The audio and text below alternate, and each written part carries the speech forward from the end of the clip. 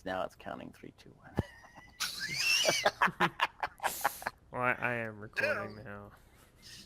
All right. Hey, everybody. We are back for Terror in Talabheim. We will not be having Torin tonight, but due to his wounds, he's going to be very inactive. He was receiving care from the kind sisters of Shalia, but it is a slow recovery. So, and I'm getting an echo from somebody. I'm not sure who that is, but I'm hearing myself. Okay, now it sounds good. Okay. Nope, I heard it again. Yeah, I Doc. hear you. It's Doc. Too. Yeah, I think it's Doc. Alright. I turned it down. Okay. Yep, it's gone. The doc fixed it. Good doc. All right. Let's see. Francis, everybody else got one advance on their new career, so you can choose one of the 20 advances of your choice to take. Did I not already?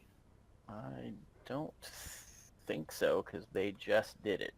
Okay. All right. Oh, right. So Okay. you gotta pick one of those. It's gonna take athletics, right?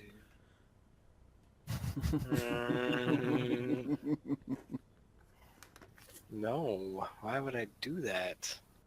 Somebody's still a little bit bitter for being knocked in the water? Is there a talent for pie eating? There's definitely a talent That's- for pie eating. I don't know yeah. if it's in the game. That's natural. Toughness. that's you gotta be tough to eat all that pie. Iron stomach talent. So most of these are... So you can either take a skill rank, you can take a bonus attribute point, or you can take one of your 3 talents.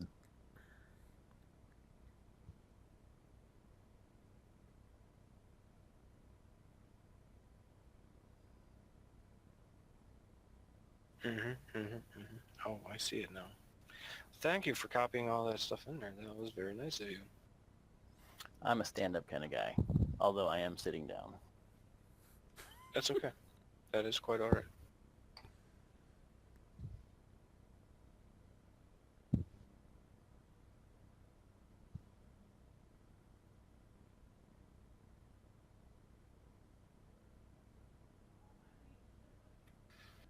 Let's see, I think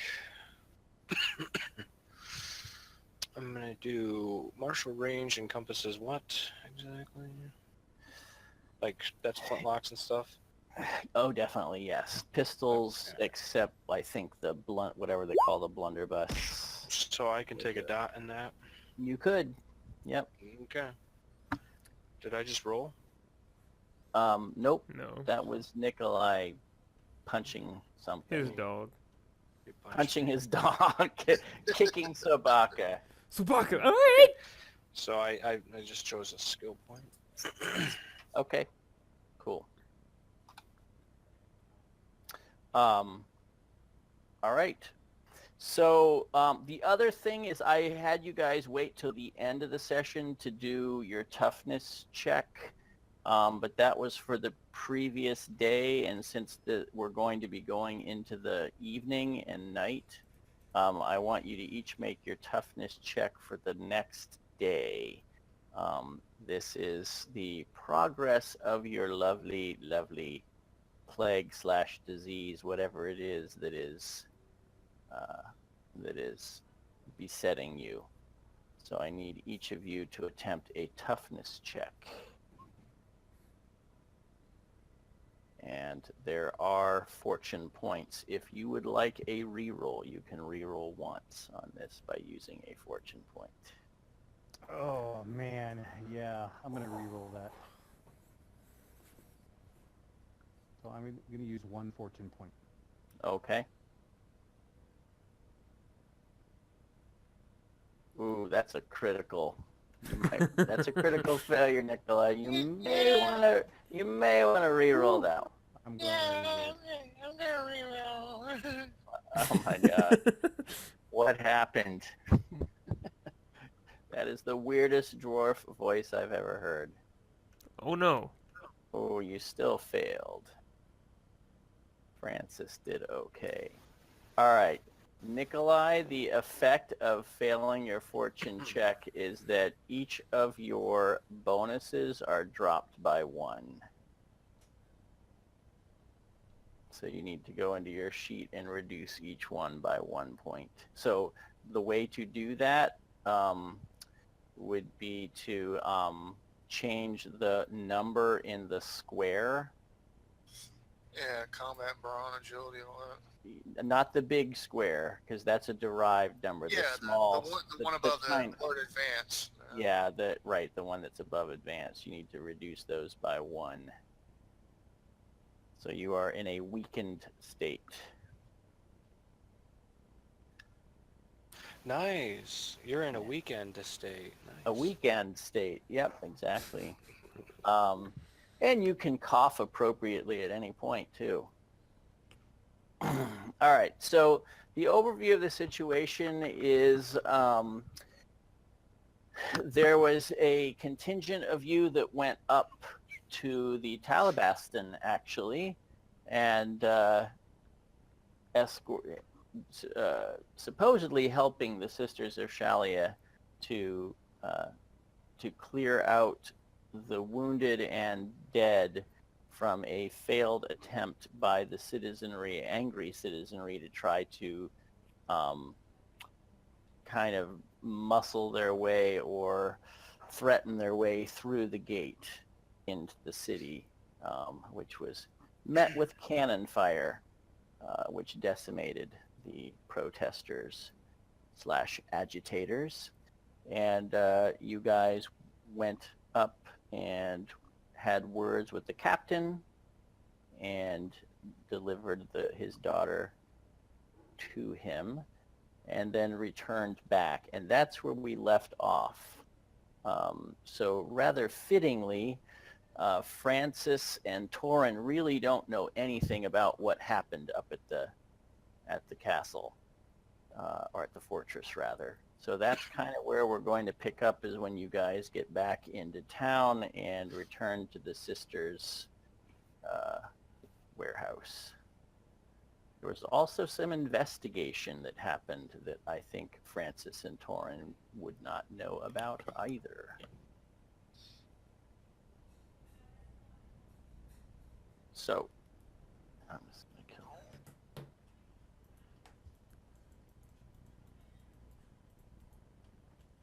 So feel free to pick up as you return home. You might also recall you had a rendezvous with a certain Fishmonger, the Stallion. Do you need reminders of what that was all about? No, I remember. Okay, good. Eladio Solenzano. All right. It is rather late afternoon by this time. And we just dropped her off back with her father. Yes. And then went and found the Fishmonger. And after making arrangements with him at a tavern, you, I presumed, would head back here, as your appointment is at midnight tonight.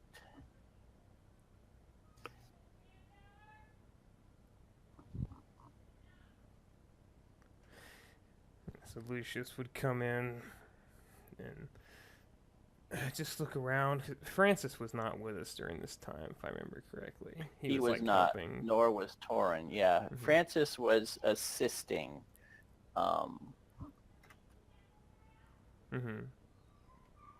And stayed behind to now watch over Torin.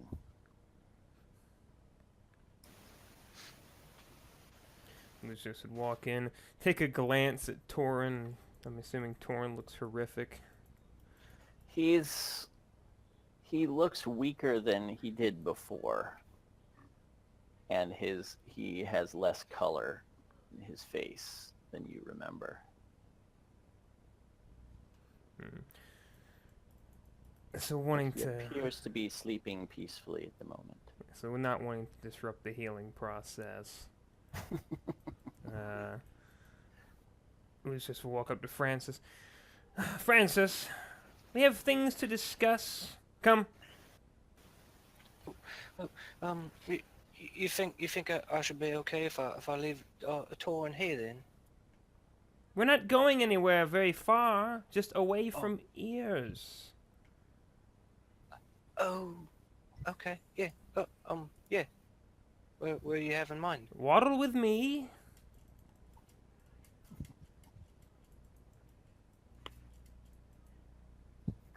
I assume Andolph is also outside with the bunch.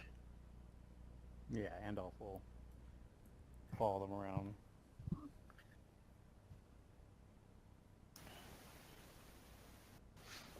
Yeah. So, what's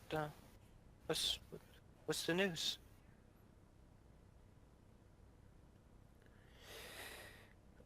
Well, where should we even start with this? Well, we came here seeking assistance from the priestesses. They have no clue what's going on. They mentioned apothecary down the street that had been working on some details about the plague. We followed up, attempted to follow up with the man, and found him dead in his home, in his place of business. Oh goodness, that sounds no good at all. It gets worse. Just sit a while and listen. So, as we're investigating this murder, there's strange weapons that have caused it, coated with some arcane substance. As we investigated further, we found that... So, dudes, Mike? Oh. I think so. Yeah, dudes have, you have a lot of static. Oh no. My soliloquy. Your soliloquy has been ruined. Oh no. It gets worse.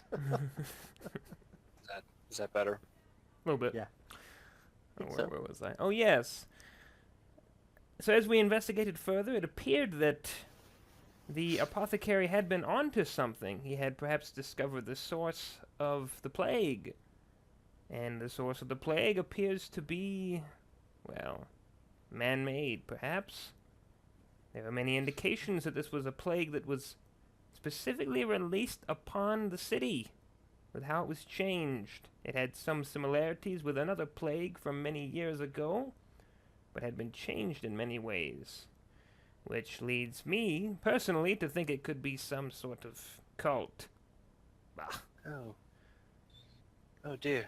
That sounds no good at all, does it? It gets even worse. Listen. So, we came back to, well, report our findings to some extent, but we had there's a woman here. Perhaps you met her, or perhaps you don't remember her. And you would probably remember her in character, but out of character. I'm sure he did. He was fawning over her. Out of the whole- character, just a quick one. It was Christiane. Yes. She was a noble woman that was had snuck out of Talabheim to assist the priestesses. Yes, you remember Christiane? Yes, lovely woman. Mm-hmm. Well, we found over the course of searching through the dead apothecary's correspondence that her father was captain of the guard. And so, seeing no other options, and having many obstacles cleared from our path by cannon fire tearing apart a bunch of rowdy civilians, we were able to successfully bring her back to her father and receive direction on what was going on. Well, he was vague about who he believed was at fault for what happened. we now have a new course of action. To bring this information that Andolph carries about the potential cure for the plague into the city of Talabheim by the Dragon's Way? Dragon's Tongue? Looking around. That sounds about right. We have a meeting with a stallion fisherman tonight. He will bring us into the city. We must bring it to an apothecary by the name of someone. The fuck is that at? His name is Dobler. The name of Dobler.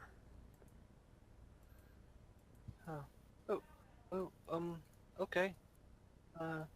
So we got to be heroes, and now we get to go on a small mission. Should be pretty simple, though, right? I mean, it doesn't sound hard. Deliver some information and save the city.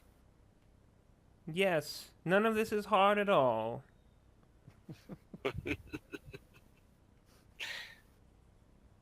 All right. And Andolph is just standing there with his arms crossed, just nodding his head the whole time, just like in the affirmative every time Lucius says something. He's just nodding his head in agreement. Now, I looked over poor Torin, and he looks like he's about halfway into Moore's realm. So, I doubt he'll be coming along with us, but if he wakes, I will leave it to you to recite word for word what I have told you to him. Yeah, that should be no problem. Word for word, of verbatim. Great. Yeah, that should be no problem. You mind writing that down for me? I can't write, so no. That's a bit of a bugger then, eh? Yes. Well, make ready. We leave at midnight? Looking at Andolph to confirm. Andolph looks up at the sky and he sees, you know, it becoming late afternoon, early evening. He glances towards He the predicts direction it of will the be night sun. soon. Yes. Night. We'll be headed off soon. Well, there you have it. We'll be headed off soon. Make ready. Okay. Yeah. Yes, he told you that you're to meet behind the Crooked Shoe at midnight. The Crooked Shoe is a rundown tavern. And as soon as Lucius says, make ready, Andolph gets like a searing bolt of light in his eyes, and he squeezes his eyes shut and immediately reaches out and grabs Francis' hands, and he holds them tight, and his eyes are clenched shut. He says, Francis, I've seen something. You are going to have a difficult moment, a difficult time, but you will prevail. It will seem almost impossible to you at the moment, but look inside yourself, and you will overcome. And I'm going to use my final portent ability. So once per day I can attempt to tell the future of one PC. I need to make an incantation test. Yes, indeed. So I will make an incantation test. And pass. Yep. So if I succeed, Yes, when that PC uses a fortune point, so Francis, if you use a fortune point, that fortune point is restored to the pool, not wasted. Very cool. So, as So what is your prediction? My prediction What do you is see? my prediction He's is going that to have a hard he's time? He's going to be in a difficult position, and he's going to have to make a tough choice where he might think he may not succeed, but he will. Oof. So, as Andolph reaches over and grabs Francis tightly by the hands, Francis just looks completely terrified. His face goes a bit paler, and his mouth drops agape, and he just stares bug-eyed, and then Andolph recites this information to him and lets go of Francis' hand. Francis just kind of looks around. Yeah, right. Well, that was quite frightening, right? Was rather terrifying. I should like very much if you don't do that anymore. And Andolph turns to look at you, but he's only looking you with his milky white eye. And he looks you in the eye with his milky white eye. Oh, I didn't mean to scare you, boy. I saw something in your future. Be on the lookout. Be aware. Keep your guard up. Yeah. Well, ever since I've joined up with you, in this lot rather, it's all been pretty scary. So I would definitely try to attempt to keep my wits about me. Do the best I can. Yes, you should, with how terrifyingly vague that was. And Lucius will begin to shuffle back in here for something.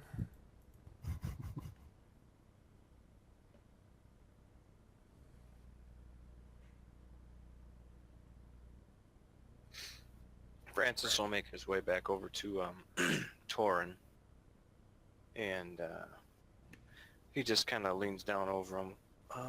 Well, looks like I'll be leaving you now, or at least for a while. But the good sisters will take care of you, I think.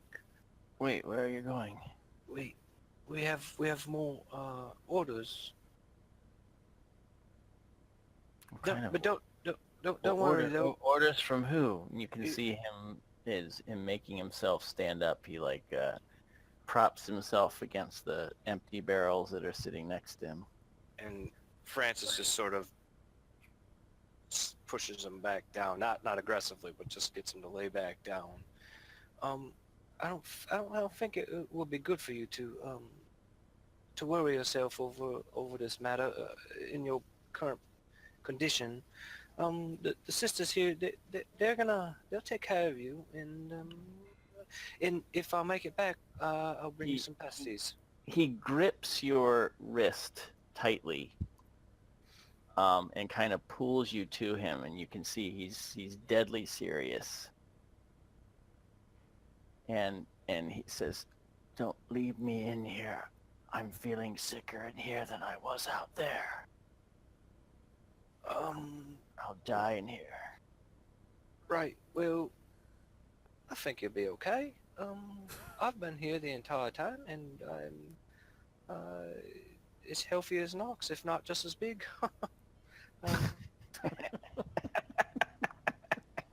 So I think you'll be quite all right, Torn. And like I said, if I get back, then I'll bring you some pastries. So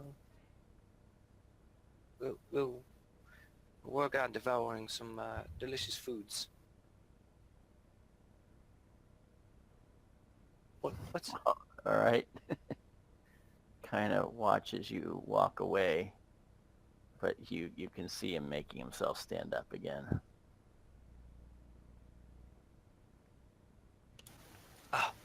Torin? No, just please. You need your rest. Look at you.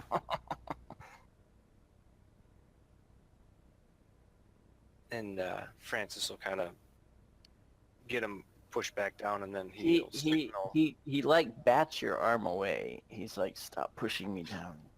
And so as he's batting, Francis kind of is batting back at his hands, and then Torin starts batting back with his hands, and that kind of looks like a little bit of a It's cat a fight. Slap fight. It's a slap fight. And Francis will call out to one of the sisters.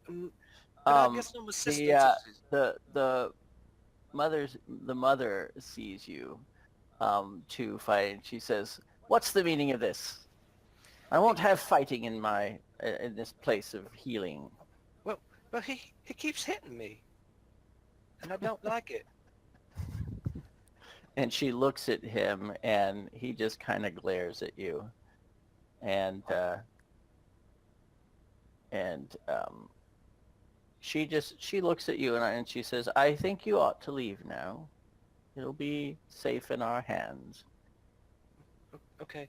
Well, he has expressed concerns about his health potentially becoming worse as he's been here. So, but you'll do your best to look after him, yes?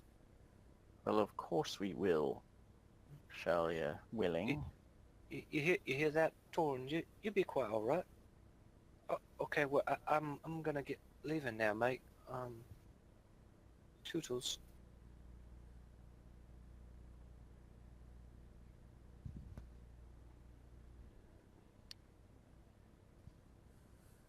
And with that, Francis just kind of makes his way back toward the door. Yep. Okay.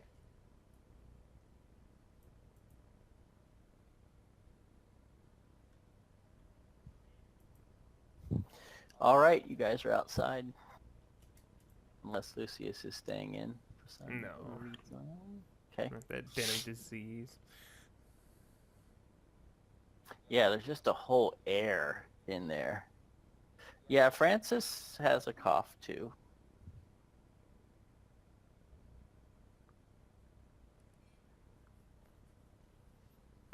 He just doesn't look as weak.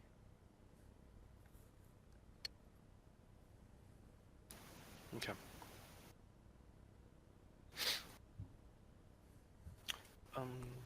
Well, gentlemen, So did you say your goodbyes? yeah, I told him we were going on super secret mission. No, I'm just kidding. I told him we had more important work and that he'd be okay here. I think he'll be okay here. Well, he may be okay. The sisters will do everything they can. I know they will. Yeah. But we have other work to do. Torn is a good man. Hopefully he's alive and well when we get back.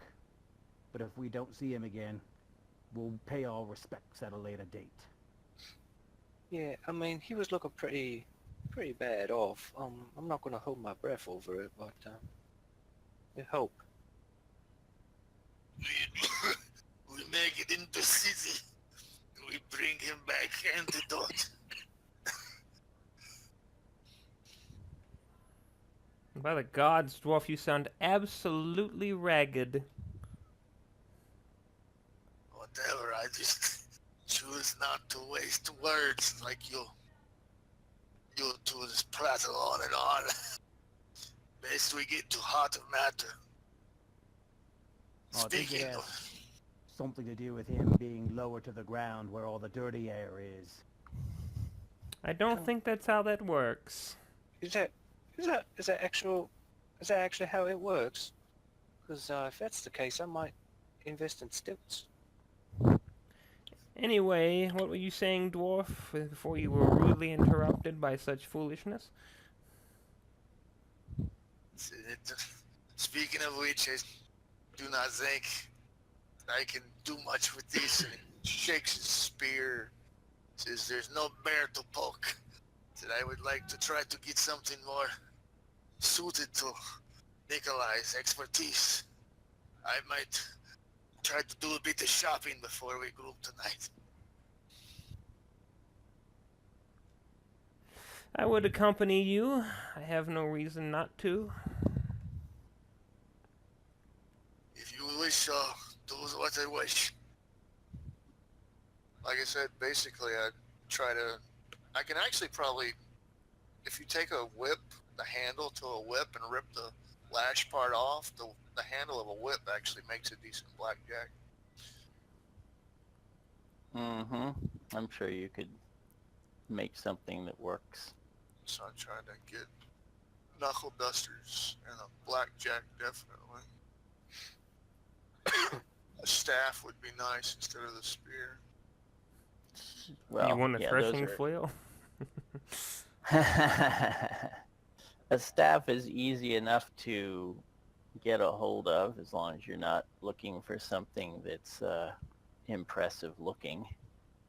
No, just It's weapons that it's are actually, serviceable. yeah, weapons that are suited to him, his abilities more than anything. Mm-hmm. Yeah, you can easily come by a staff somewhere and and knuckle dusters, easily in the kind of rough and tumble underbelly of Taalagad, which you are familiar with. You can easily acquire a set of knuckle dusters as well. In my head, I was just thinking, rip the lash off of the whip, wrap the fucking lash around my knuckles, then use the endo with a blackjack. Yeah. Sure. Makeshift blackjack. Yeah. There you go. Lucius has no other business he needs to take care of that he can really think of. I mean, it's easy enough to... We bought torches, right? I mean... Yeah, you've got torches. Mm-hmm. So, I mean, I got... Yeah, how long do torches last? I might need to buy an extra 3.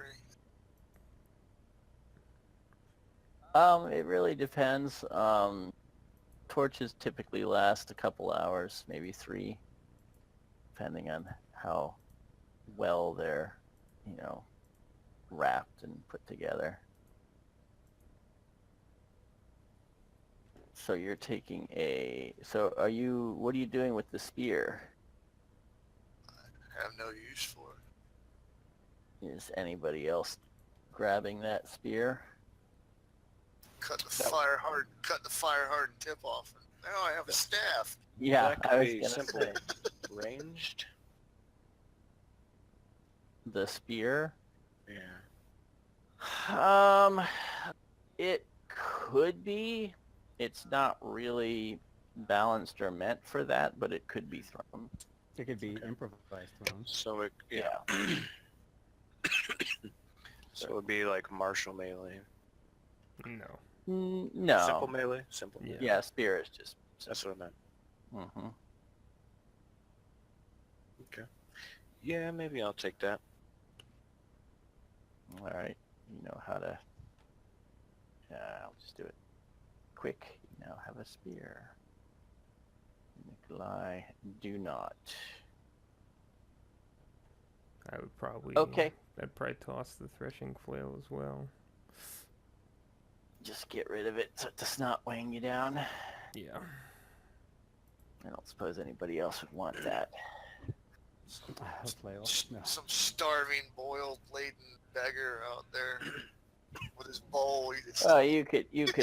You could trade it for the staff. That might make sense. You find someone that has a staff and they're willing to trade for the flail.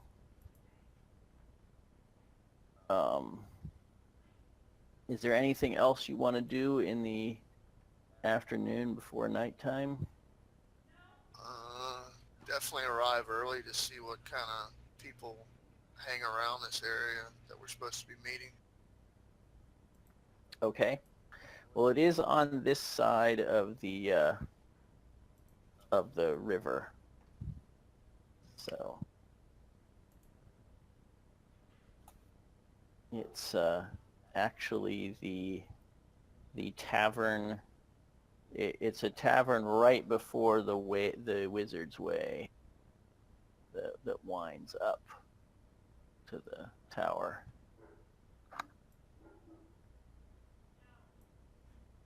So under ordinary circumstances, it would be frequented by, in part by guards from the tower, but not now. So it's pretty quiet there at the moment. There's a few locals that go there, but it seems to not have a lot of business.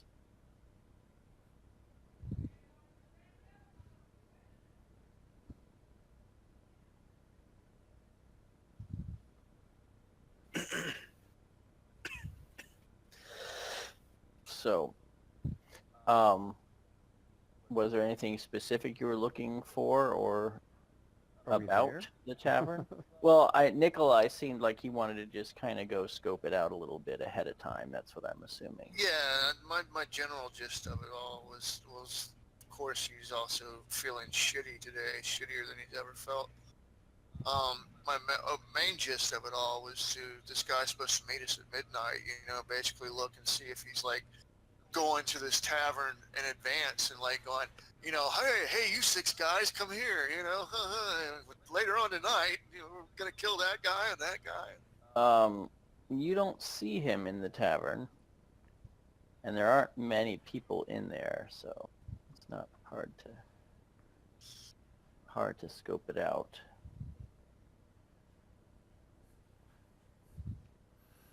Lucius. Keep an eye on things. Yeah, keep an eye on things till he dozes off a little bit, trying to overcome his illness. He'll eventually begrudgingly make his way back. Try to find the others. Yeah, when you cough, you have a coughing fit at one point, and the owner just roundly kicks you out. He's just like, back out in the street, you. Don't want you infecting my patrons.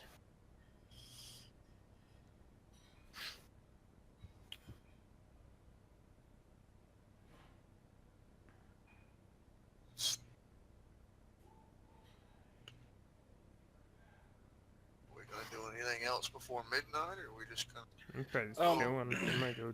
Lucius is gonna take a nap before this comes around, so he's awake the whole night. Mm-hmm. Is there any place that Francis might procure some more, like a hat or anything like that? Sure. What kind of hat are you looking for?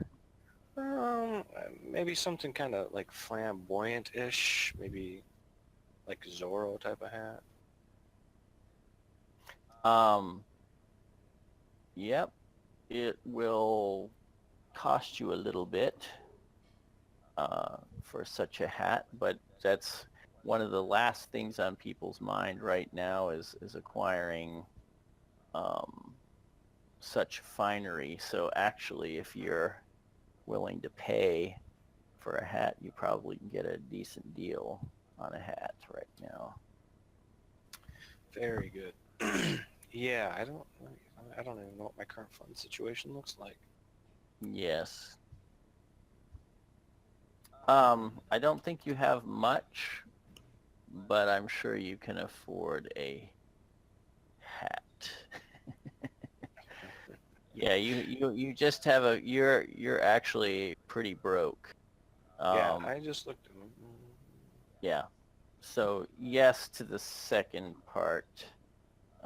So yeah, you can acquire what you're looking for. It's just that's gonna cost you Okay. pretty much what you've got left, because you're down to almost nothing now. That was my starting point, basically. Well, you started out with almost nothing, so yeah. Did we ever get paid for our mission? You sure No. did not. Nope. Son of a That's the bitch. whole reason we're in this mess. That's why we're trying to get into the city. Go find that goon. If Yeah. I knew how to write, I would address an envelope to the magistrate and hock a loogie in it. Okay, so how much are you thinking for? You said the ladder, I could get, but not. You can both. you can do both for what's left. Okay, for everything that I have. Yeah, that's if you Excellent. want a flamboyant hat, that's not super cheap. That Sweet. implies feathers and actual reasonable dyes and such. So yeah. I'm hoping for Yeah. actually just black and for both to match my Okay. outfit. All right. Yep. Can we Alright. ask around what the hell what the dragon's tongue is? You can certainly try. Give me a rumor check, please, with a -30. Remove my token. All I wanted to do was click it. Minus 30, you said? Yep. Yeah. Nobody you talk to has any idea what you're talking.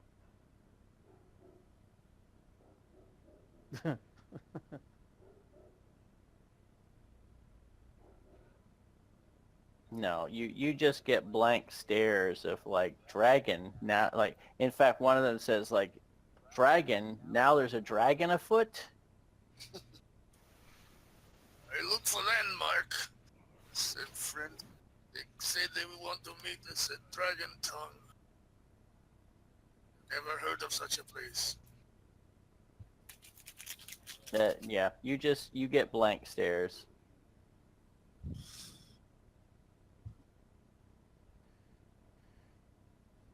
Well, I don't know what this dragon tongue is. I haven't been able to figure it out. No one seems to know. They just give me the look. I can't tell if it's my eye or they just don't know. Either way, we'll have to go there at midnight and find out for ourselves. Well, if it's anything, like when your eyes go all white like that, it's kind of distracting. I won't lie. Listen, boy, I did you a favor. I told you your future. Yeah, maybe I was better off, not knowing my future. I guess only time can tell now, since I can't undo it.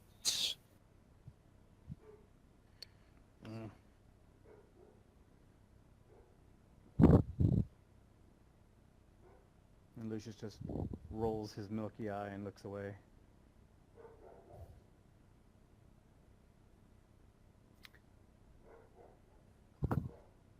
Lucius, All I don't right. know why I said Lucius. Andolph. Andolph, yeah. It sounds like there's nothing much else you care to do before departing.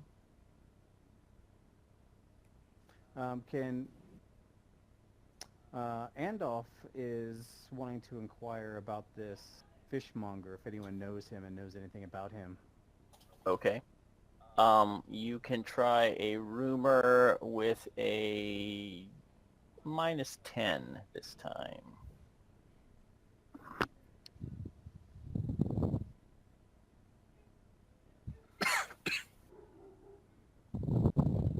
So Andolph starts making his way throughout the neighborhood there.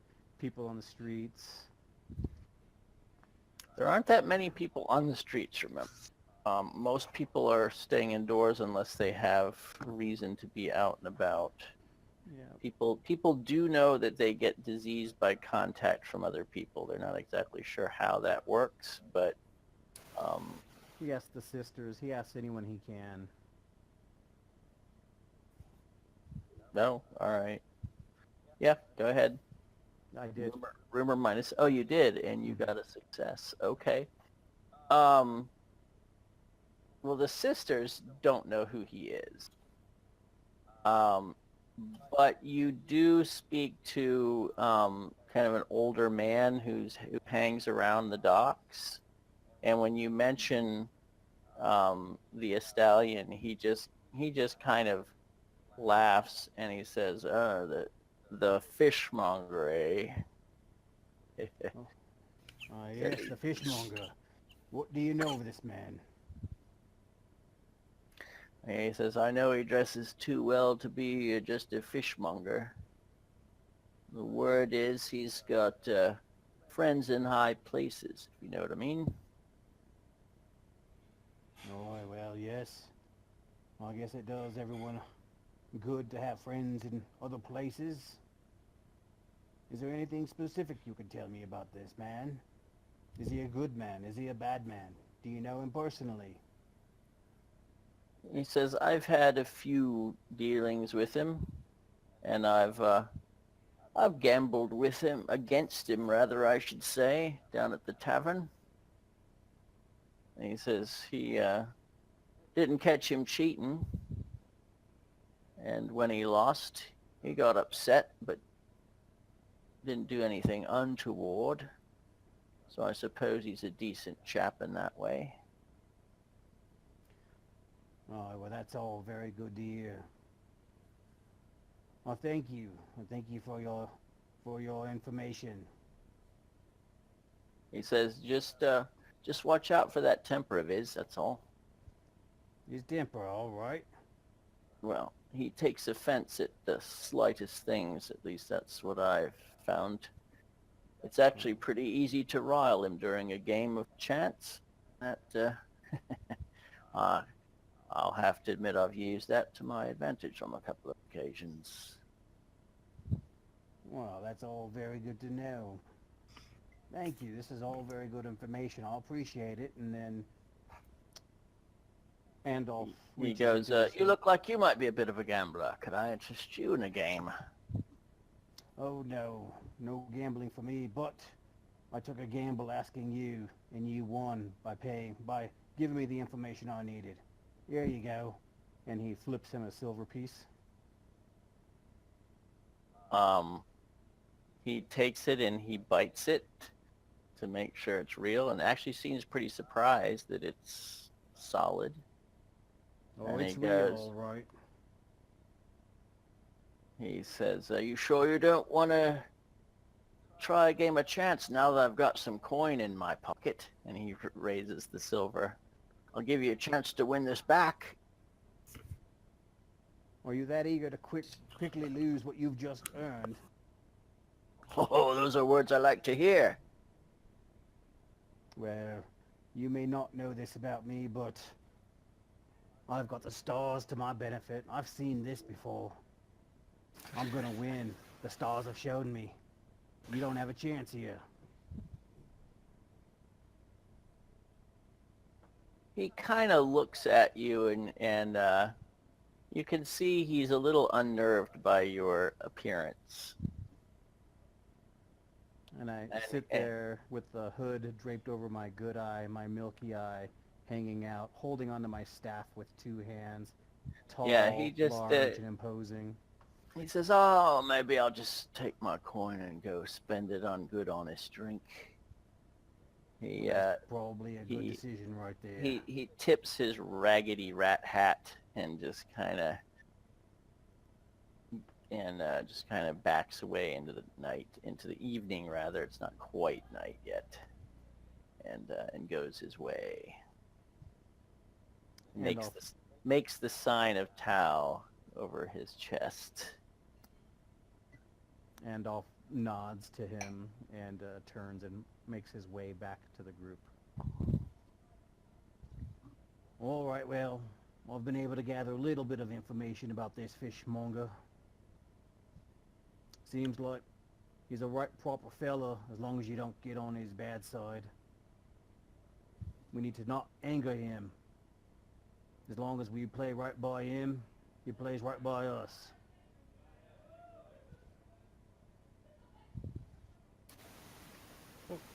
Okay, I mean, that's all well and good.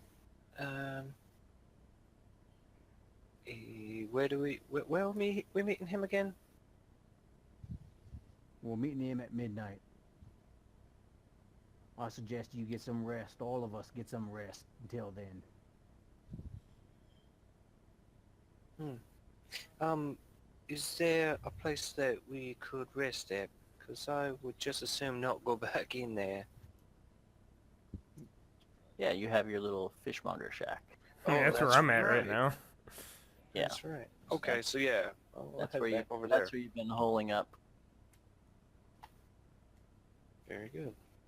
So, I guess we all head back to the fishmonger shack and rest up and wait.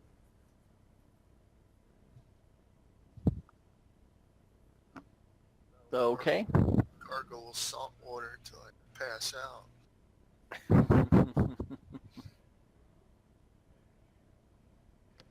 All right. You guys are there waiting, and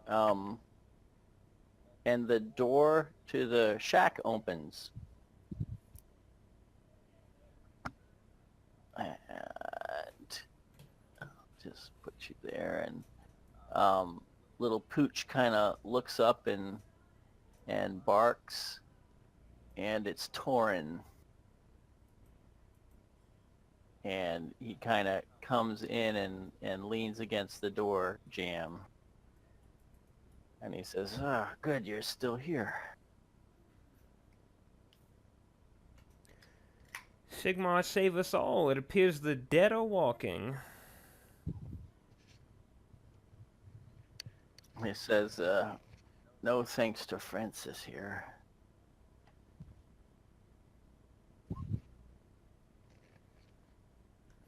And he says, "I don't know what you all are up to, but I'm coming with you.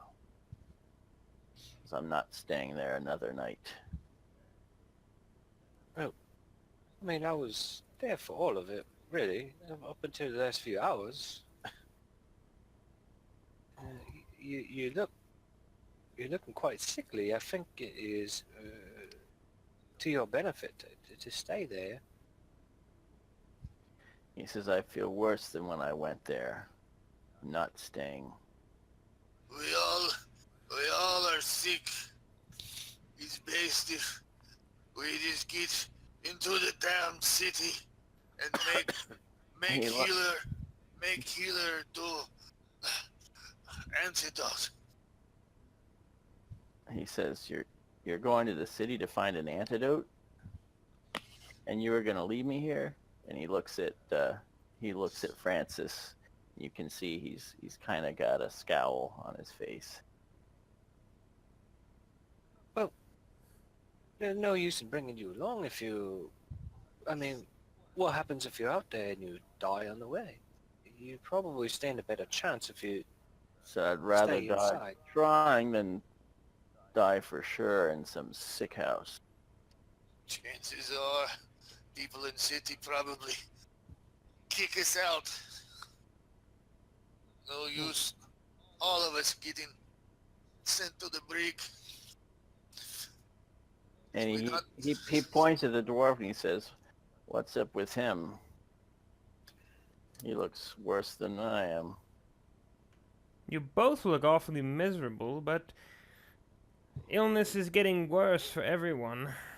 Even I must admit, I am not frail of constitution, but I feel it seeping into my bones.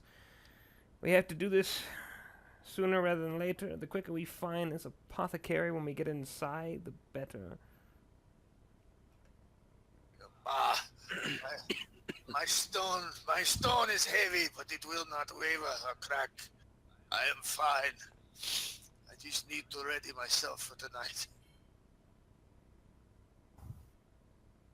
If only I had vodka. Well, we could always procure some before the trip. Rubs his throat. Nikolai spent too much time with salt water. Throat is going to be sore enough. And suit yourself. Just looking through, taking stock of everything that we have right now, or that I have, making sure it's all laid out. Not much. Yeah. So I might understand someone's gonna go get some drink for our dwarf. Yeah, I wouldn't say anything like where I'm going. Like at a decent time, obviously where I have enough time to go there and get back without cutting it close. Mhm. I have a few things to pick up. I will be back shortly. Let's leave. And then return with hopefully vodka, whatever that costs. Yeah. That probably costs about 5 bits. Drinks are a little on the expensive side right now because it's getting they're rationing it. So they don't know how long they're going to have to go on what supplies they have. Done. So I come back, a bottle of vodka. Put it on the table.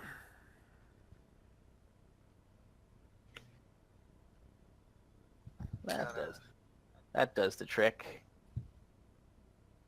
Fuzzy's does. Well, since it seems like we're all going to die horribly by the end of this, We should at least have a good drink. Kind of look and rub his chin and give a wistful smile, and he goes, "Let me be the first to beat you at duel." And farewell. Quite. Poor shot. I start getting everybody's, because everybody has cups and tankards, I'm assuming. Just travel stuff, get it all on the table, and pour it out for everyone. To the afterlife. Andolph arches his head around so that his good eye is facing Lucius. Did you go buy spirits? What does it look like? Couldn't you see that in the stars? Didn't you know I would do this already? You know, we've got to keep our wits about us. Well, then we don't drink the whole bottle. After we let you drink tea, read leaves later.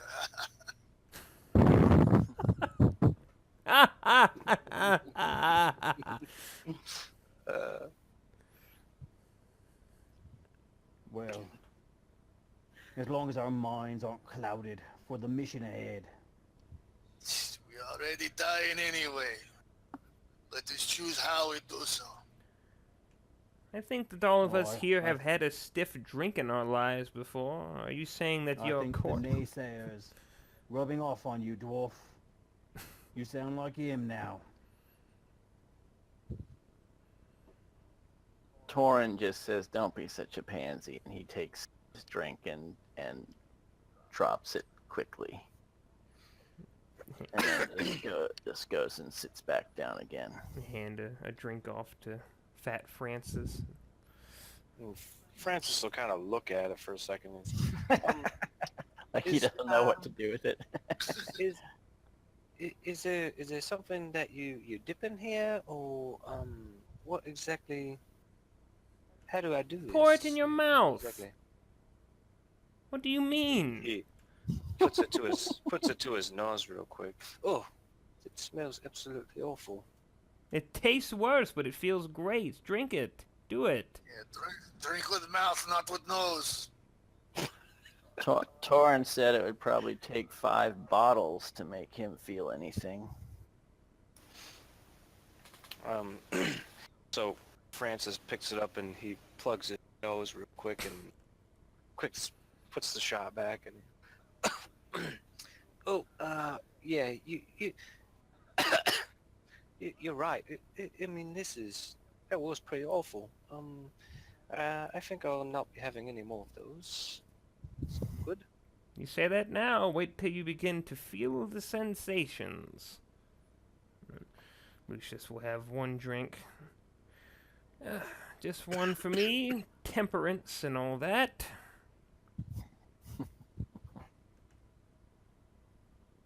Any for you, my milky-eyed, stargazing friend. Andolph walks over and he picks up a short glass there, and he throws the clear substance back down his throat and feels the burn as it makes its way down his gullet, and with the glass still in his hand, he wipes his mouth off with the sleeve of his robes, and he slams the glass on the table. All right, well, that's enough for me. I'll have to keep my mind clear. I don't need it to be as cloudy as this eye right here. And he shoves his eye forward and looks around the room with his milky eye. I'm gonna get some rest.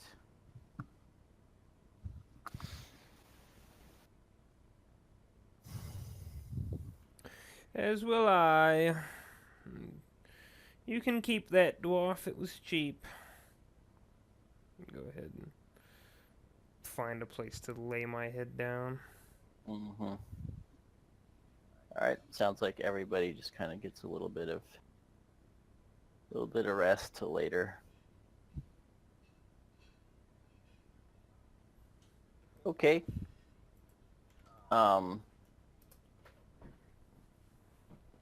Yeah. We could take a very quick break here.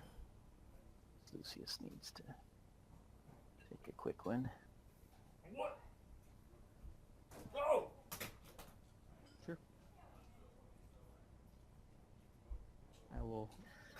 I will continue clouding my mind with an IPA. Excellent.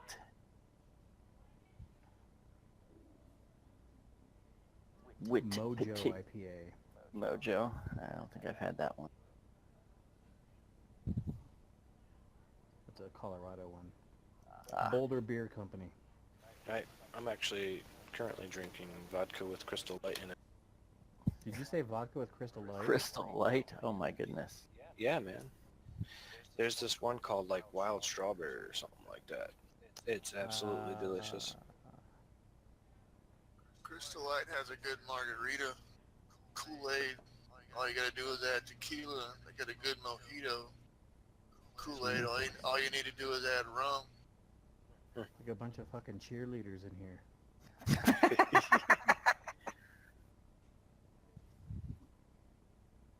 Mm, Yeah, I'm trying to lose weight, bro.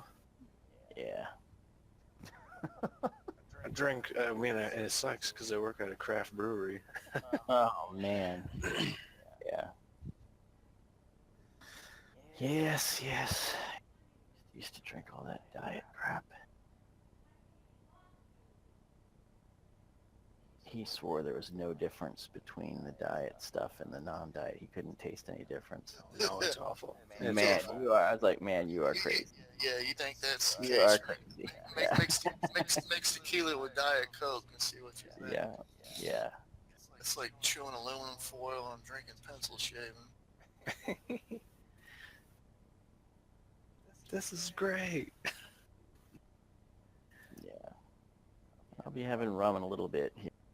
I Little- remember there was I could interchange Dr. Pepper and Diet Dr. Pepper pretty easily back in the day. Those aren't too far off, Hmm. but I don't remember the taste anymore. It's Yeah. unfortunate.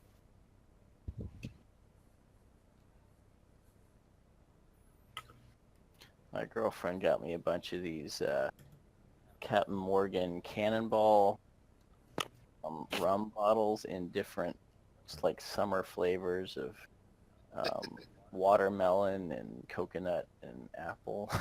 It's like, okay, so Dude, Darren, you'd love Ziggy's father-in-law.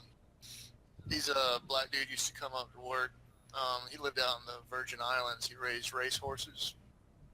And whenever he'd come up to see his daughter, he'd friggin' bring rum because they got that factory down there. nice, yeah. Yeah, it's like $1 American for a friggin' bottle of rum. Hmm. And he'd come up and bring all kinds of stuff. What kind of rum you like? Yeah, we're going to Cuba at the end of August, and I'm hoping to get some good rum there. Yeah. When his daughter, she had her, it was like her fourth kid. But he'd come up from there, oh my God, dude, my kidneys hurt so bad. Because he'd come up and he'd just like, I didn't know which one you said you liked, so I just bring like one of each. Nice. And, Now, don't tell him which one you like then. yeah, put it in the ice cream freezers, and at the end of the night, you got that thick, syrupy, cold Mhm. rum.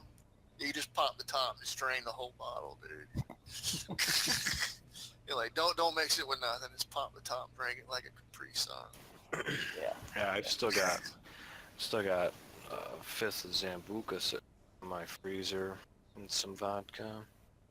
It's been up there for a while, but I can't remember. I got a buddy that used to go out of the country, and he'd come back with all this crazy shit, and I can't remember what kind of vodka it is, but the Zambuca is like really, really smooth. That stuff will clear your throat and your sinuses. All right. Well, I see that Lucius is back. So one of you wakes, probably Andolph, wakes and guesses it's probably near the middle of the night. Reads the A stars. little hard to tell. Yeah. Actually, yeah, he could probably look up at the sky and tell approximately what time it is from that. Well, And, yes, yeah. because the stars have their own positions in the sky, and depending on the positions of the stars in the sky, it lets me know what time of night it is. Of course, I Indeed. can tell by looking at the night. Indeed, and you're guessing that we're coming up on midnight fairly soon. All right, up with the lot of you. It's almost midnight. We got to be going. He's walking around and using his staff to, like, nudge people in their sleeping sacks. Up with you. All right, up with you. You get up. And you. He's just nudging people as he walks through. The dog just kind of looks at you curiously. Its little head cocked to the side. Like, what's all the fuss? All right, you go get your master up. Make sure he's awake, ready. We're going to need his strength. All right, Ruby, Ruby, Roo. And he goes over and starts licking.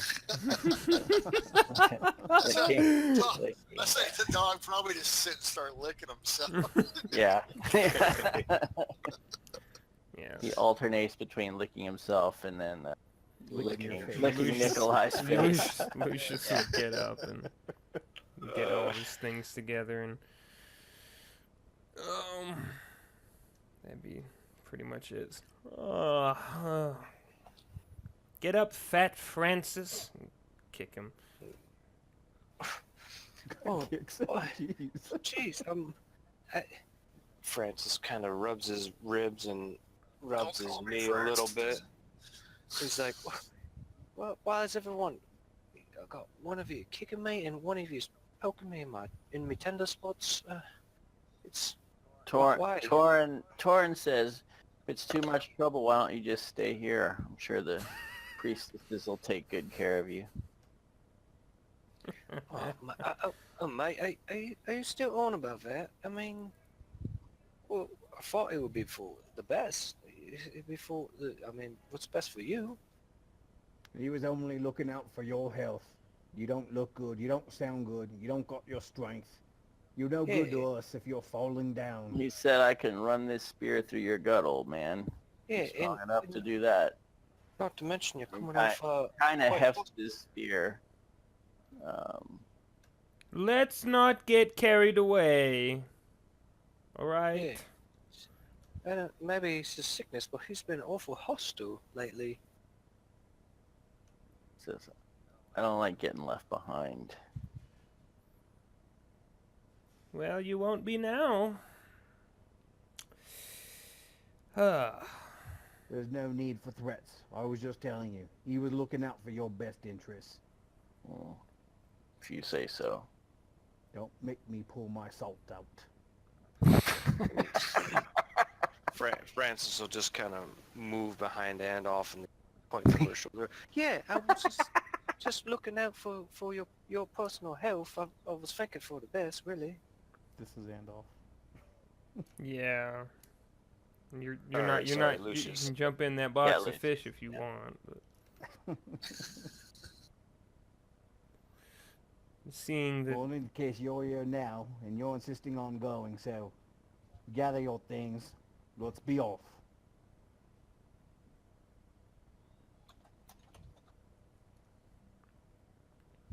All right.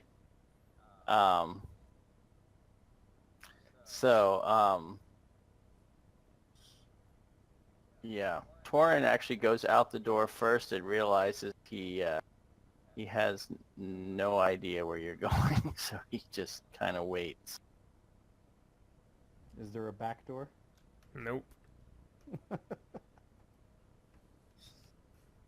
While he waits No in the back. alley up. While he waits in the alley up there. Yeah, I would head out. Quickly, let's sneak out. Walks outside and gets attacked by giant rats. Yeah. Ah! Yeah. Come, Solika. You can't get through this doorway. You Yeah, can't? we're stuck. We're stuck. You're stuck? Oh, shoot. He locked us in. What a stupid. All right. Now you're not stuck. Well, I keep oh, forgetting. How'd Torn get out there? Yeah. He has the magic of the GM. The hand of the GM. He's locked us in. All right. So yeah, you're heading towards the as if you were going to the castle, and it's not on this map, but that's the direction. So I'm just gonna move you way over to the right, To the gate. and you're kind of going along past the jailhouse where you spoke to the captain before, if you see yourselves now. Mm-hmm. And you're going along, and who's kind of your point man or out in front? Lucius. Yep. I'll take that. I'll take that. Okay. So I need you to attempt an awareness check for me. Everything dangerous we should make Shit. Torin do. That's just mean. Okay. As you're going along, and you're about right where you are now. You hear noise from south of you. It sounds like a group of people. You're not quite sure what it is, but it sounds like they're kind of coming in your direction. Is that open? It is. Anybody there? No, it's just like an old stall. It's now kind of disused since the plague has hit. So I would stop abruptly and then hold my hand up and motion over towards that shop to go in with my hand. Okay. And as you do so, you can see torchlight coming from down that way too. So the rest of you, I assume you're following him, or are you not? What is it you want us to do going there? You just see him point in that direction. He stops and kind of points over there and hurries into the stall. Andolph will stick his head in. What you did? Get in, you tall fool! Yeah, I don't understand. What is it you'll... Shh. Why do you have us coming in? Torin comes in with you. What did you say? Shh. What does Francis do? I see him still standing out there. Is he here? What happened? Francis. TD? Let me check Discord. He's in Discord and Yeah. on here. Maybe his... Well, I will assume that, yeah, Nope, he there he had is. to. I think. He left? I think he fell out. Baby fell out of bed. Maybe.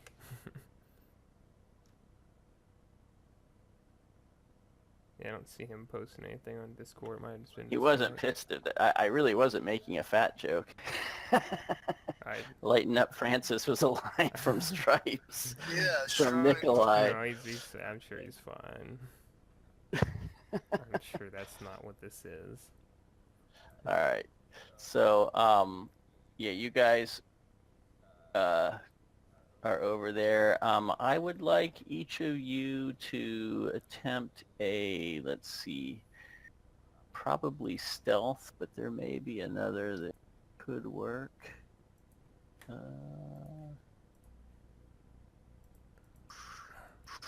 Skullduggery.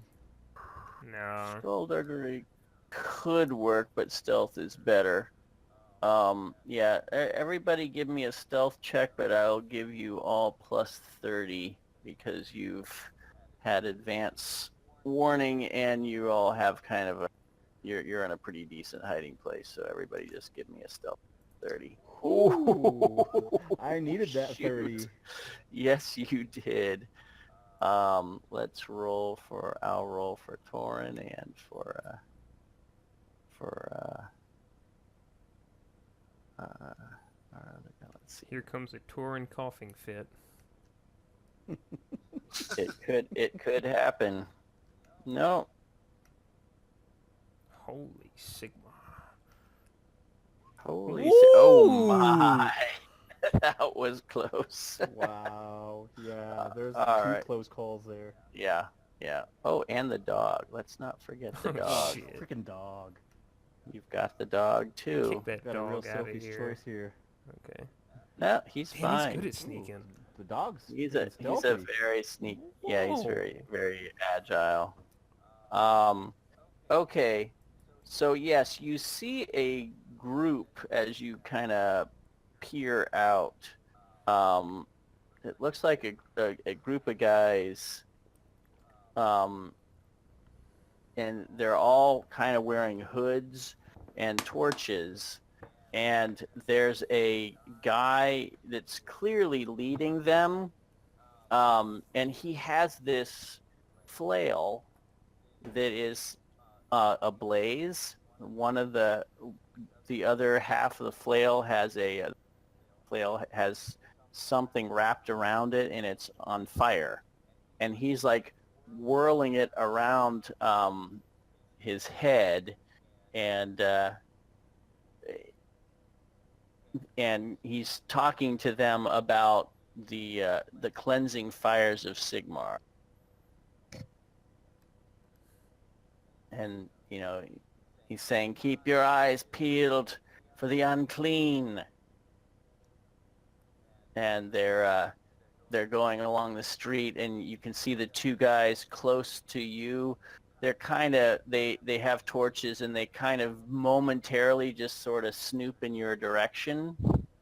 But you're all quiet, and they don't see you. They're not really stopping, and they're just kind of giving a cursory look, and then they kind of move along Fanatics. down the street. Man after my own heart. He has Yeah. roomy eyes and a runny nose. Burn him. Yeah. Yeah, exactly. Yeah.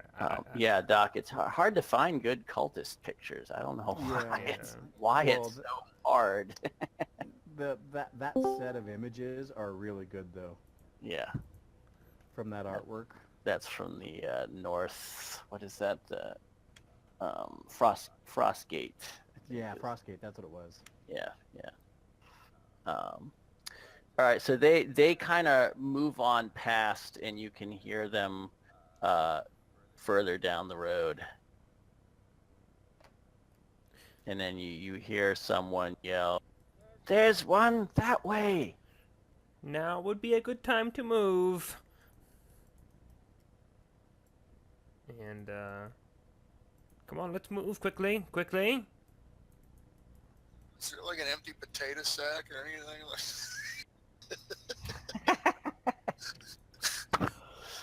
There probably is an old ratty burlap sack there. Yeah, I want to grab one, poke an eye hole or two in it while we're traveling. If anything, I'll throw it over my head and go, "Hey, over Yeah, not a bad idea. Dude, are you back? Did it? He's trying. Oh, he hit a huge leg spike. Yeah. No worries, you're dead. Uh-huh. Yeah. You were the only one that made noise, and we fed you to some cultists.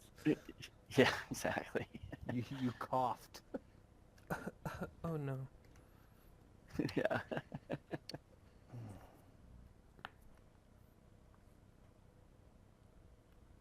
All right, let's give him a second. Oh, he's back in. We see you. We don't hear you. Yeah, you know, a burlap potato sack doesn't sound like a bad idea, actually. Yeah. Actually, It's like, there's no dwarves in our cult. What the hell? Yeah. You're assuming he even knows what a dwarf is. Yes. That one's wasted away from the disease. He's half the size of a already.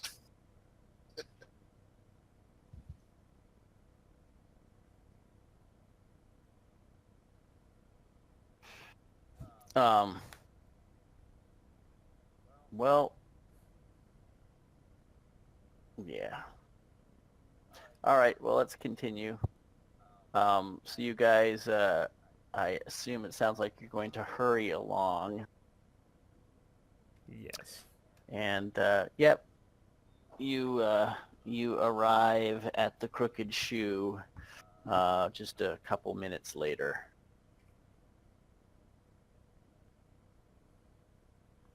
And the tavern is still open, but there doesn't appear to be much going on. You can even kind of see through the windows that there are people kind of slumped over tables, probably passed out from drinking.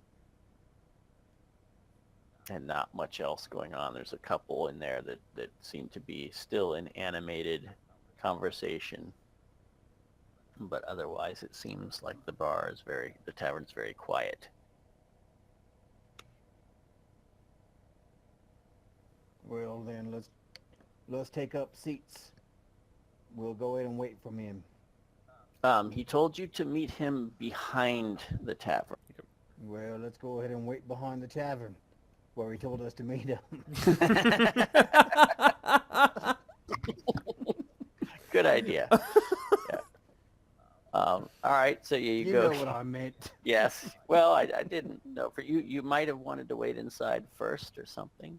All right, so you all go around the tavern, out back. There's just like a small yard back there, and you see a guy leaned up against the wall. Looks like he's taking a piss.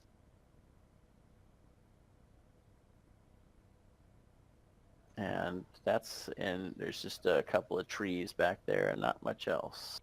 An old trough. Yeah, Andolph is just going to stand there, both hands on the staff and resting his head, knelt down as he puts his weight on his staff as he holds onto it, and he's just standing there, waiting. Okay. The guy who's pissing kind of stands straight and walks over, and his demeanor kind of changes, and you recognize him as the Fishmonger. Obviously this is not where you are, but I'm just for simplicity to remind you what he looks like. And he is wearing a nice hat, actually not too different from the dude's from Francis's hat, and he has a heavy cloak about him, and he says, "You gentlemen are just in time. I was worrying perhaps you had changed your mind." We haven't changed our minds. We're here because we've got a job to do. Good. Then you are ready to follow me, are you not? Lead the way. Did you bring torches as I instructed? You will find them helpful. We are ready, and I have torches. Good. Then stay close to me. And he heads over to one of the trees.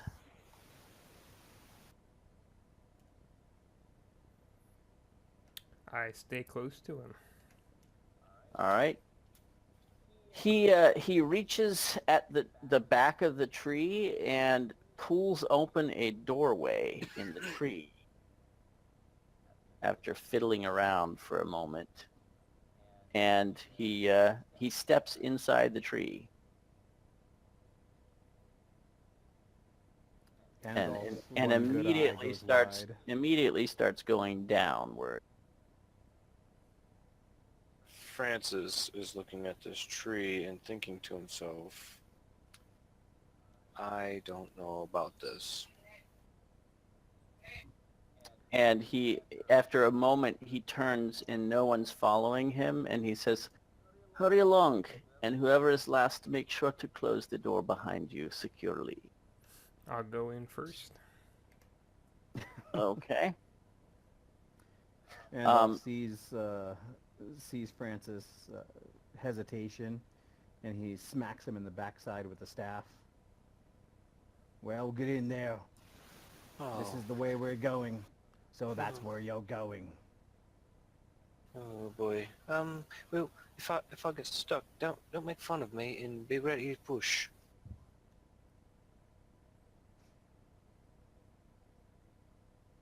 And then It Andolph is will follow it is a behind. tight fit, even for a normal-sized person. It is a very tight circular staircase that goes down into the ground. So Andolph follows Francis as he goes down. Yeah, Francis, you do have a little. It is not comfortable, but you can manage it. And it's actually not comfortable for any one of you. But I'm you sure Andolph has to duck his head to get in. can. Mm-hmm. Yeah, it's not designed for comfort. It is. Nikolai will go last. He wants to make sure Torin gets in. Okay. Yep. Torin goes in. What about Poochie? Pucci will be right before me. Poochie is. These are very steep steps. Poochie is not happy about the steep steps.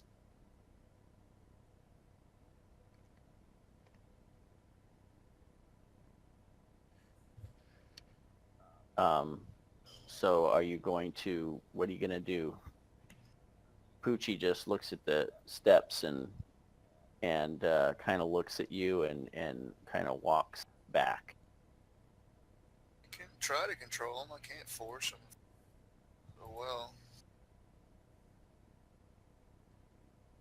Try. I don't know if we'll order an animal handling to try to get him to go.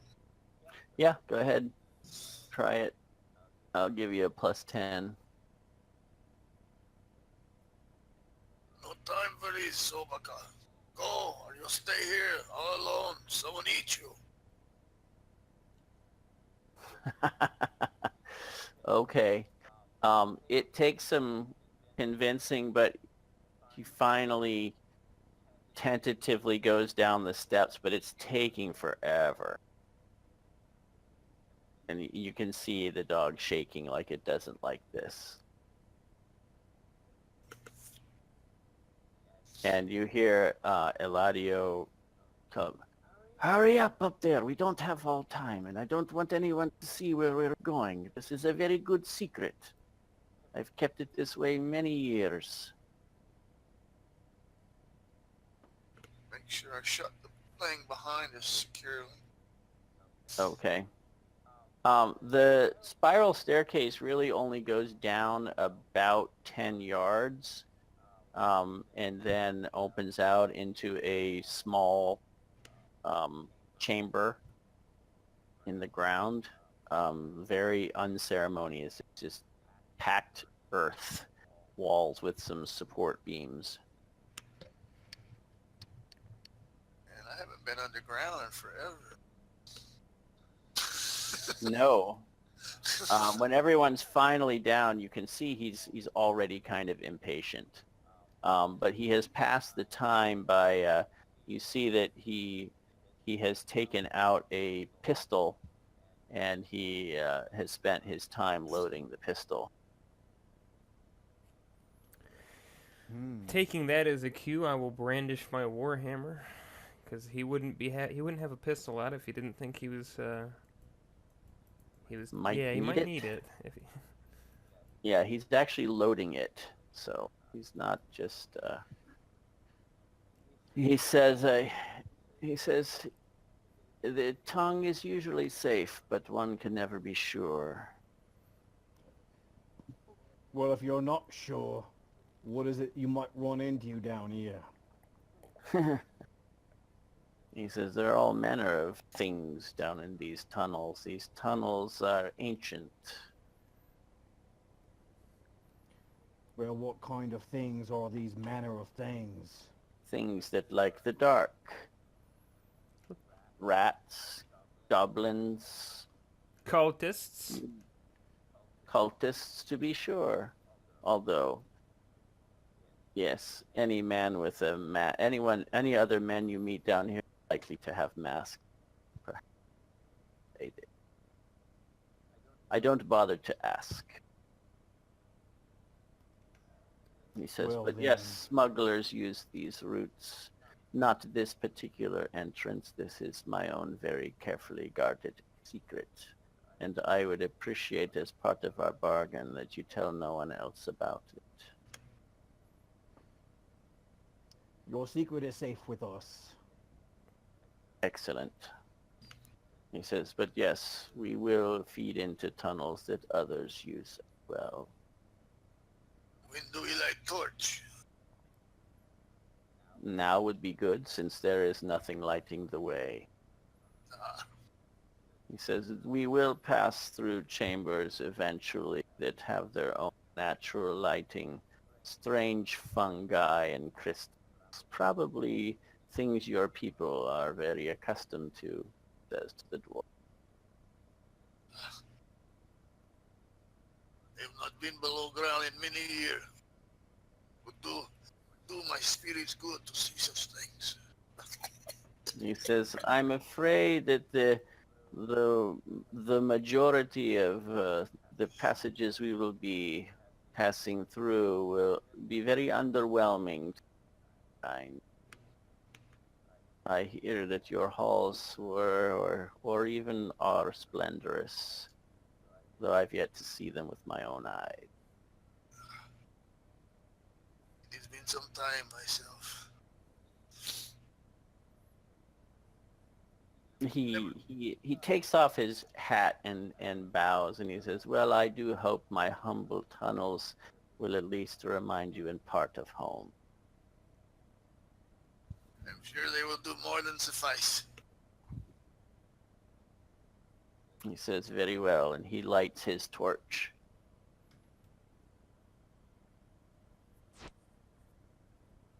I will click a clack on, light it. No problem, dude. Do what you gotta do.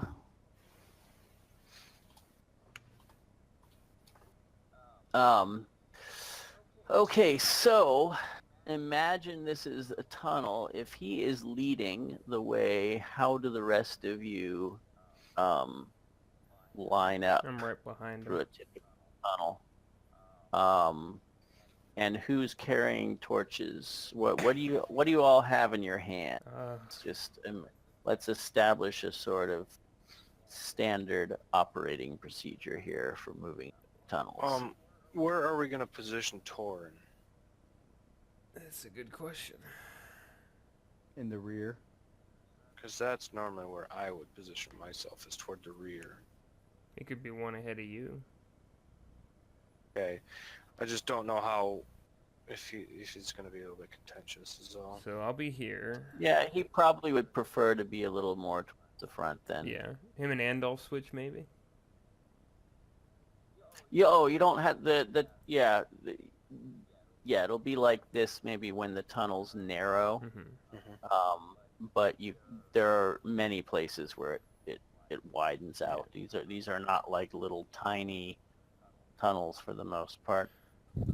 So Andolf is going to take some, rough edges of his robe and tear off a couple of strips, take a torch and attach it to the end of his quarterstaff, and then use the ribbons to tie it to the end of the quarterstaff, making a couple of tight knots so that basically he has a torch on the end of his staff. Okay. So you have a torch. You have a torch, and you have a torch. All right. Who else is? Let's see. What are you going to have, Lucius? Warhammer's two-handed, so I have one option. All right. Um, all right. Well, Torin has his spear, so he's gonna carry that in two hands. Plus, you also, and I mean, he's doing a good job of putting on a good face of things, but you notice he's also kind of using both hands to lean a bit on the spear and help him along at times. But he looks determined not to be a liability. Okay. What So what about Nikolai? I'd have a torch and my blackjack out, looking rather frumpy. Your blackjack. All right. And we know Andolph. And what about Dude? I mean, Francis? Francis, so Andolph is right in front of him. He has the Yeah, he has a torch. his rudimentary torch. I picked up that staff. Well, I don't, or that spear. Is there a way that I could sling that over my shoulder or something? Have tied a rope to it? You could. It's a little clunky that way. And it could get in your way if you had to run. Okay. But you could. I'm just trying to think of how I'll be able to free up my hands, because I would rather be walking through here with pistol at the ready. Well, you could hold your spear in one hand and your pistol in the other. Okay. It'd I be guess a that would make little. it easy It'd be to drop it- to. Yeah, you can drop either one then, depending on your need. Are you loading and priming the pistol? Yeah, I Yes. suppose yes. I Yeah, suppose the only danger of that is that it can go off accidentally if you're running or get bumped or something like that. The other thing is once you've loaded it, the longer it sits that way, it's possible that things that the ball can fall out, or Right. the powder can dissipate or get wet. right, misfire, So essentially. yeah, so you're increasing the risk of misfire the longer that you load it. Okay, yeah, that's fine. I'm going to go ahead and take the time to load it and Okay. have it primed. So, Yep. Very good. Okay, so you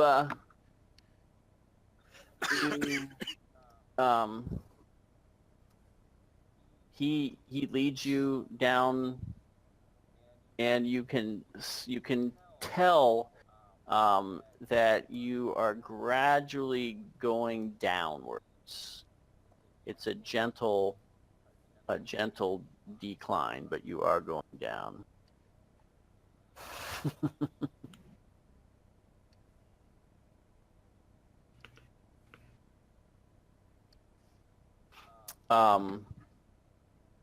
Any conversation or action as you're going along, or just observing and keeping up? Andolph is just going to observe, as he considers himself to be just a little too far away to be talking to our guide. 'Cause he would have to raise his voice to do so, and just the quiet of the caves, of the dark, earthen walls, just the feel of it all. He feels like he has to speak in hushed tones. Yep. I'll try to fight through the foggy headedness and scratchy throat and try to at least make a mental map of how far we've gone, what kind of turns we've done, if anything. Yep. Okay.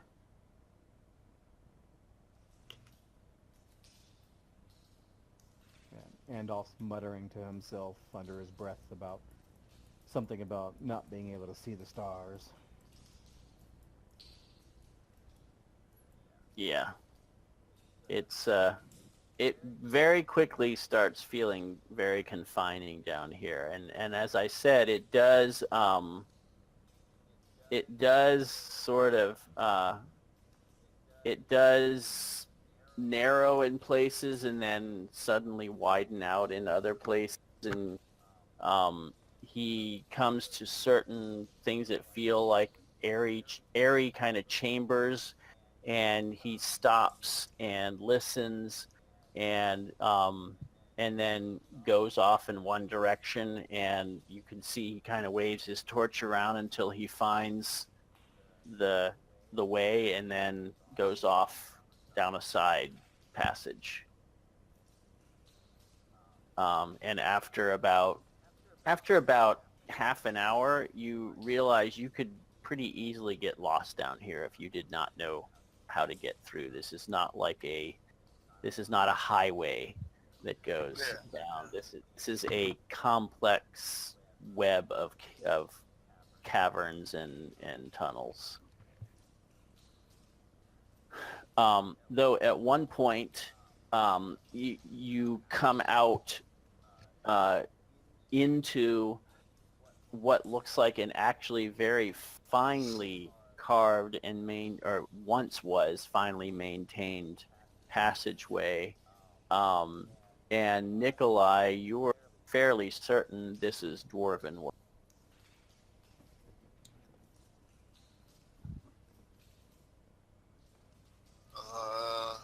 Definitely stop to admire it. Is there any kind of like runes or writing or anything? There are runes at one point, and you can read. Do you have any education? I came from an educated background. Do you have any like skill Yeah. points? I had a scholastic upbringing. Oh, you did. Okay. Yeah, I don't have any points in education itself. No. But you had a scholastic background. Yeah. Yeah. Okay. Then you would at least know how to read some basic runes. Hooked on phonics. I will. So you read the runes, and I'll let you make an education check to see if you can make out. Flip that and fail. Yeah. No, because this is Dwarven, I wouldn't have made you flip it, but in any case, it doesn't matter. You critically fail.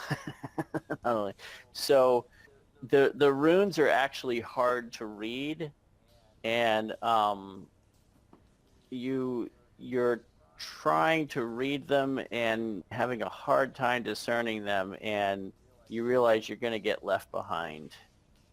So you're going to have to hurry and catch up unless you are intent on staying. No. I'd have all the time in the world to fucking remember what they said if I stayed. Yeah. I'd be stuck Yeah. here. Yep. So no, you're not sure, but you're sure it's Dwarven runes that were inscribed there. So Yeah, because he's been landlocked above ground so long. It's like, it's easy for him to get distracted with that. So you stay really only about 10 minutes in that. I'm going to actually move you over to some caves, give you an idea of what these look like. Until he actually goes into another broken through area, and kind of departs from the Dwarven tunnel and starts entering the other one. And Nikolai, I'll let you make let's see. I'll let you can make an education check again, just straight up. Ooh, didn't mean to move you by accident there. No, that was me. I was trying to left click and bring up education. Ah, okay. You notice as you take a quick look with your torch as you're passing through, you notice the telltale marks. You've seen this before.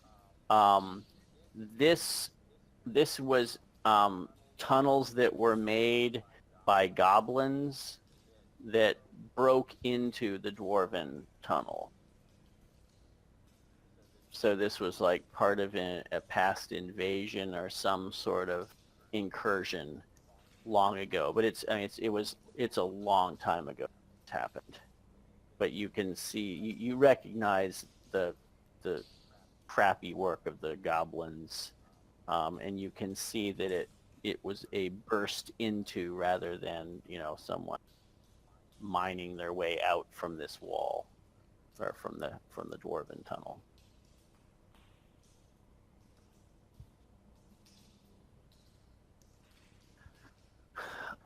So you're heading along, and Gandalf. Let's see. Nikolai, will you an awareness check for me for Poochie at a -10?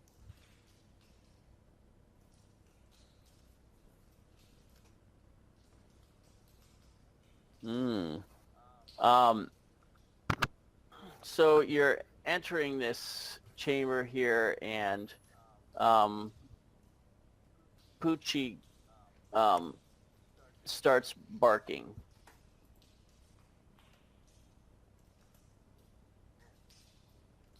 Shit.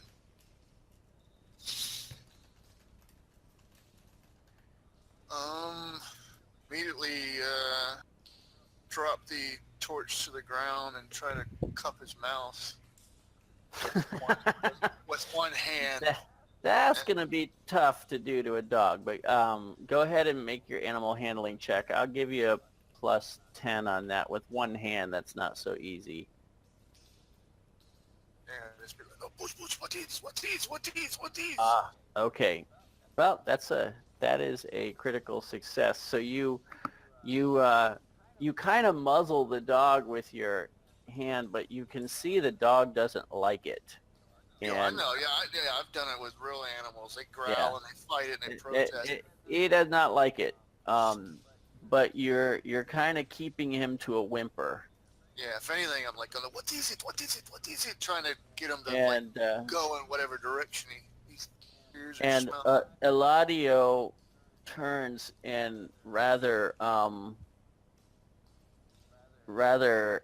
shortly says, "Keep that mutt muzzled."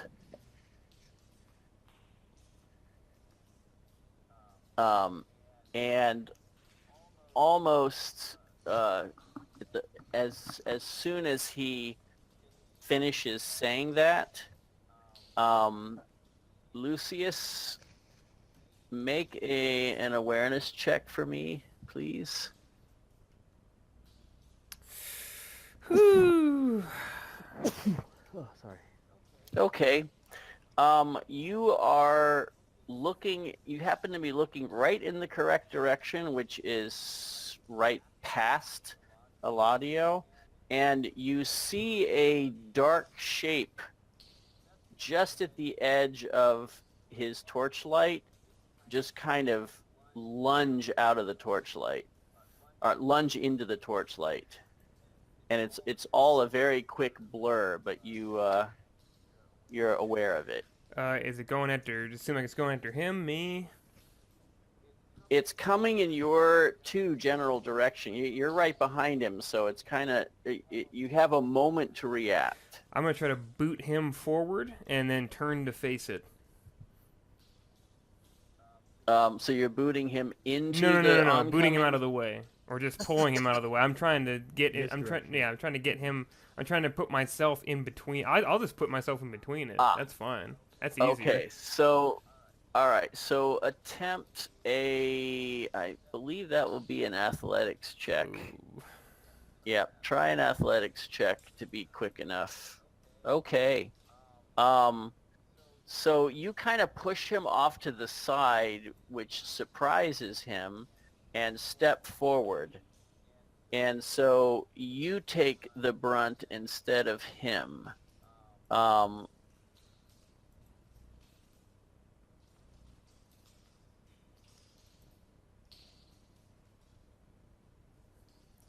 And so it begins.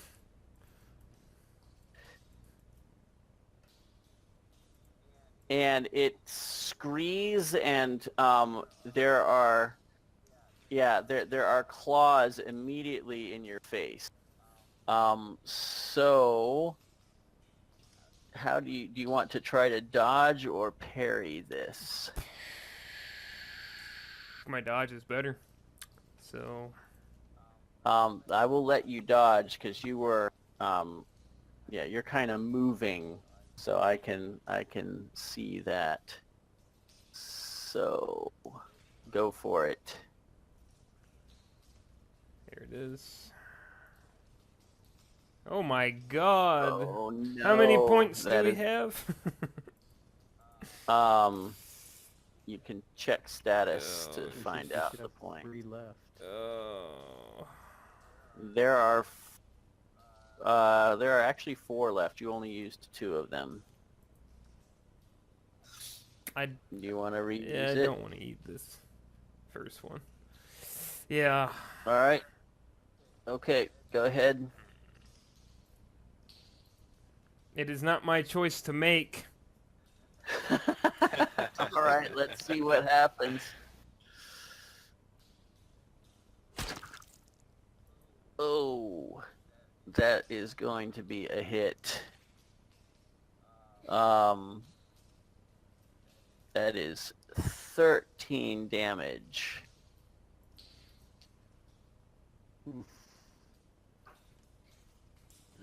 Which, do you know how to handle this? If it's past my... Oh god, let's see. Is so you look at your damage threshold, and if it's over that, then it is going to count as a wound. If it is 6 over that, then it's even worse. It's another downgrade. I think I'm sitting at 15 because I'm Yes, lightly so wounded. 15. Yeah. So so you are going to be. Oh, you're already lightly Yeah. wounded. Because of the end is nigh. That's right. That's right. Oh, that's correct. Yeah, you are I'm always that. hurt. So you are now moderately. So that's just one level of damage. So you are moderately wounded. I am going to set you at moderately wounded now. Is that like -10 for So- stuff as well? Not yet. You're not. You're in bad shape, but it's not horrific yet. That comes when you get to the serious and grievous. Okay, so you you sort of dodged, and we'll just say had you not dodged, it would have probably taken your head off. Like this was a wild, crazy swipe of rusty blade at your head, just suddenly out of the darkness. And there is another one right behind it, and Eladio, having gotten pushed out of the way, let's see if he has the coordination to kind of correct himself from that surprise. He does not, so he will not get a chance to defend himself against this second one. Let's see how that one does. Oh, okay. That is a hit. All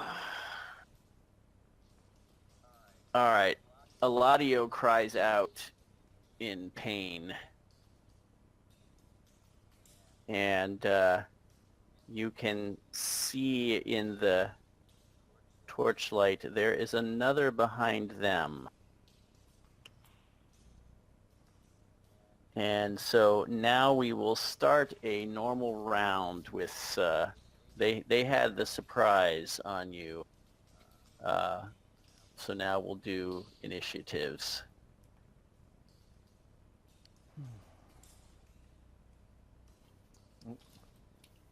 Stinking. Oh yeah, let me, everybody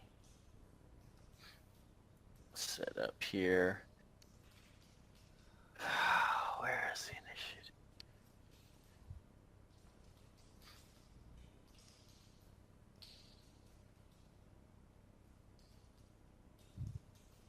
And every time I try to...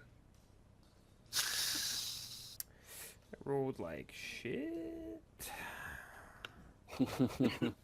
Has everybody gotten in the thing? And there Here. we go. Let's add one for Poochie. Did you do one for Poochie? No. Where is it? Initiative. Okay. Two, and I'll do one for Eladio. All right. So, Doc, you are first. I'd say you can see what's going on at the limit of the torchlight up there. It looks like a confused jumble at the moment of dark, flitting shapes, and you hear a couple cries of pain. So I go ahead and I'm going to make a move. I'm going to move. God, this is just like freaking, What's the matter? just like Conan with all this wall of macros. Wall of I know. macros. Yeah.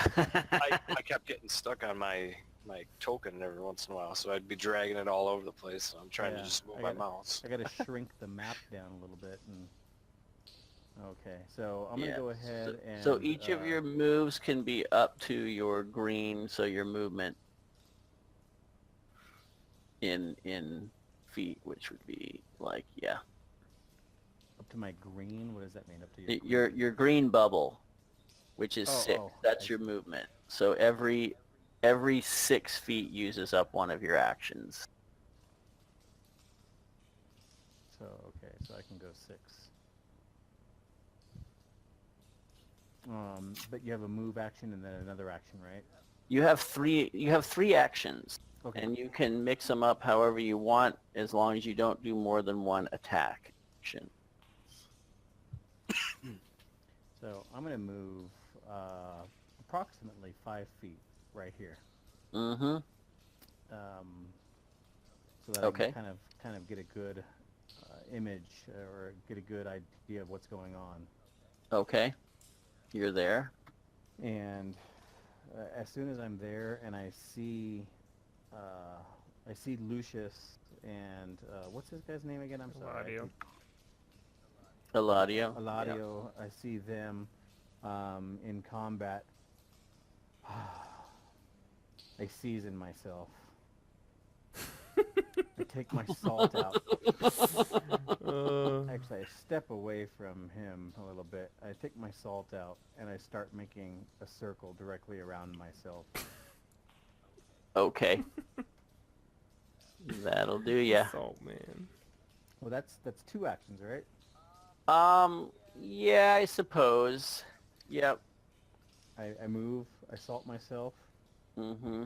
and then Well, I, salting is I consider that more than one action. You've got to draw a little. You've got to yeah, that's make fine, a that's fine. careful circle of salt around you. You're not Yeah, just yeah. like sprinkling it.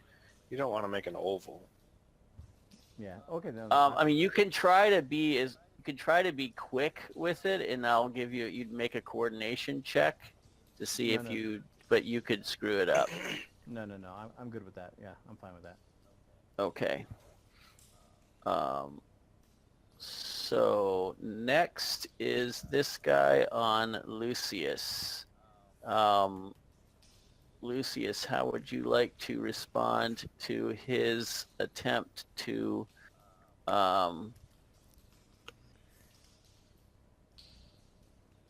smack you? Dodge sounds good. Dodge it again. Okay. Let's do it. Hey. He's, There you go. he's doing the same attack. That's got that fast thing. That would be a failure. Yes, so that is a failure with the -10 to parry or dodge. Would you like to use a fortune? I don't know. I think we've given you enough misfortune already.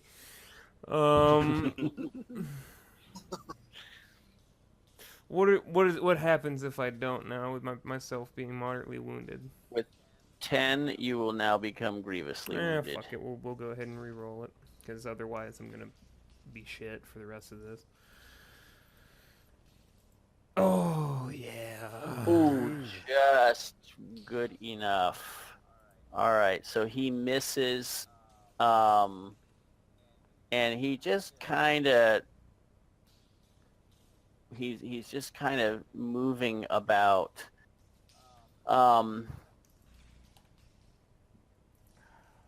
And make an awareness check for me, Lucius, with a -20 in the craziness of this. Nope. Not quite. Yeah, that was a long shot anyway. All right, so Francis. Yes. So Francis is going to move to right around here, Okay.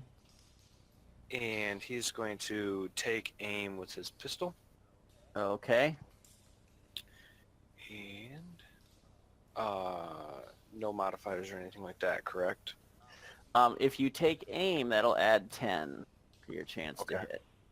Okay. Yeah, let's go ahead. And yeah, there is enough light here. The lighting could be a problem, but because there are a couple of torches being held nearby, you can see them. Depending on who you're going to aim at. I assume you're aiming at the guy right there. Yeah. Yep. Okay. I might have added a penalty because he's engaged, but because you're kind of flanking and you're nearly at point blank range, I'm not gonna penalize you for that. So Okay. you'll get a Nice. +10. For Nice. okay. Oh my God, Wow. 100. Use one. That- Use it. That is Yeah. that is a critical, which means a misfire or Yeah. Remember your fortune telling. Yeah. Yeah, use it for yes. free. So you No, I'm. he foretold that you would have a horrific moment. Yeah. You pull the trigger and the you hear the hammer go down and nothing happens. But you can quickly pull it back and try to fire again and hope that Okay. something bad isn't going to happen. Okay. So, Francis, he kind of points his gun, and takes aim, and he just hears click, and he kind of smacks it on the side. He looks down the barrel and he starts trying to Jam the barrel. jam. Did I forget to load it? Let Jam. me test that. Looks down the barrel. And so he kind of looks down the barrel, and he reaches his finger in there real quick just to make sure there's nothing in there, and pulls out, okay, and then he throws the hammer back, and we'll try this one more time. And I can't do the take aim again, can I? Or It's can the I? same. No, you already took it. Okay. You already. Well, yeah. You still get the. You still Because get the theoretically, Okay. mechanically, he's just using a Yeah. fortune point. theoretically. Yep. You're just. Rerolling. You're trying again. Okay, that's more like it. Exactly and, have to. and you do not use up that fate point. Yes, That's that's correct. Right. Okay. you hit it solidly in the side, and you can hear it scream out in pain, in that like a rat, makes those high pitched hissy screech noises. And it kind of turns momentarily and glares at you, and you can see this thing looks here. I'll show you what they kind of look like. There. Oh my god. So pretty. Oh god. Yeah.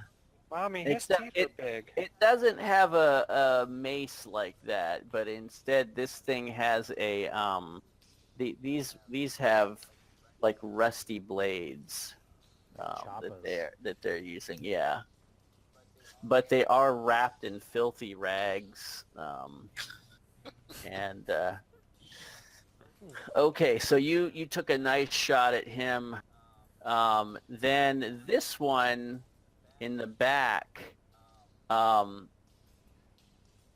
he sees you took the shot, and he rushes and bounds on you with like a furious, vengeful look, and says, "Die, die." Oh, sorry, I didn't mean to interrupt. Was that my full turn? Yes. You moved, aimed, and shot. So Okay. yes. Yep. Well, yeah. Okay, so I have 4 actions. Yep. But 3. Oh, that's you okay. get I'll start. you get 4 actions. Yeah, according to my thing here. Oh, I Do you did have that's- an ability or trait? No, I was just gonna start reloading again. You only get 3 actions Yeah, per turn. unless you have a thing that says you get 4 actions, I don't know. It's you only get 3. that's what I thought, but mine just says 4 What says 4? on my token. Oh no, that's your damage threshold. That's not how many actions. Oh, that's what it is. I'm so, yeah. So, I'm really smart. So you have no Yeah, no that's it. defense. Okay. You used all your actions, so you get no defenses. No problem. So you had best hope he misses. He won't. He does not. And if that damage threshold is correct, That is correct, as far as I can tell. then that means you take a moderate wound. Mm-hmm. All right, you are moderately wounded. And it has 1 left. This one has left as well. And finally, this guy on Eladio. Eladio will try... Eladio... he uses his torch to try to block this. Oh, damn. He Oh failed. no. That was not good. Oh my. Yep. Let's see what that one is.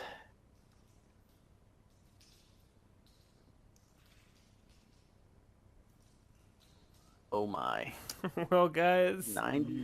98. I don't like when you keep saying that. That does not look good. Let's see.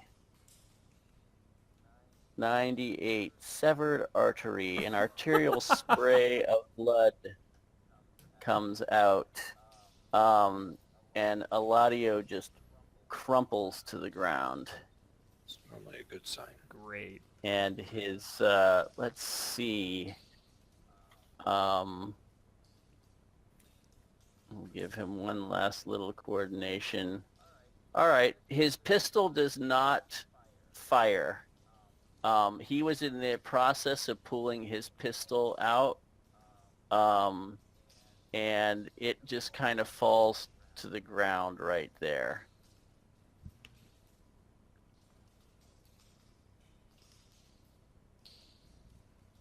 And this rat with his, let's see, what else is he going to do? He just does a little triumph kind of dance almost. He kind of hops around and screams, and he's got a little bell around his neck, and he just kind of jingles the bell. Little rat bastard. Eladio bleeds. Nikolai.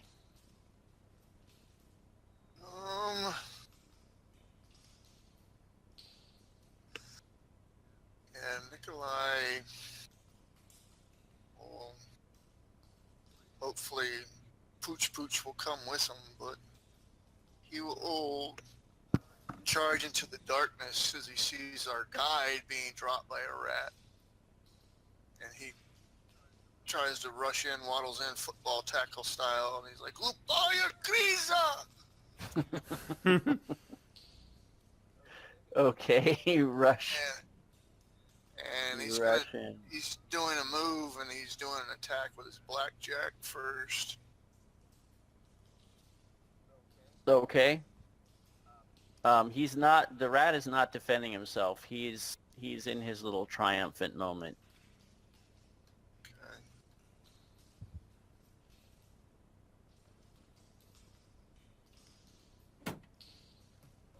Oh, wow. You have been banged on. He has been smacked. Wow.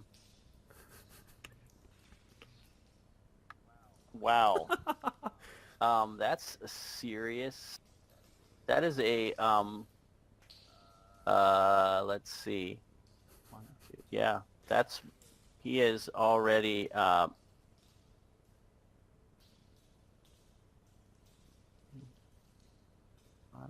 should be set to.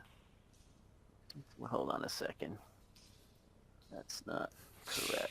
Oh, Jesus. that should be seriously. He is seriously wounded. That was almost an insta-kill. Yeah, he's in a really bad way there. So you smack him, and I'm not even gonna roll the. Well, he can try his toughness. Oh yeah, you hit him, and this thing goes flying back, like into the darkness. It's such a strong hit, and it happened to be like jumping in the air when you hit it. So it just goes flying. And crumples in the corner there somewhere, almost, I'm not even sure you can still see him anymore. Yeah. It's in the middle of his little song of, it gets interrupted by this big smack. This is an ancestral grudge right there. Yeah. Lupaya Kriza! All right, you still have one action left if you want to do something. Not in range to attack. Stop the bleeding! Stop the bleeding! I can't attack him. I'm not. Well, you can't do another attack this round anyway. Well, it would be a stunt. Oh, I see. Because if I didn't knock this dude out, I was gonna hit him and then initiate a chokehold and fuck him up. Ah, okay. Chokehold. Okay. Yeah. Well, I'm sorry. I'm not. Yeah. But yeah, yeah, I would try to ascertain. Shit, I don't want to leave my guard down. Nah, Yeah, I'd leave a point because because it'll start a new round. Yeah, I'll check on homeboy's status. Is he like dying, or is there anything I can do? Make a, you've got a moment to check. Make a heal check with like a -10.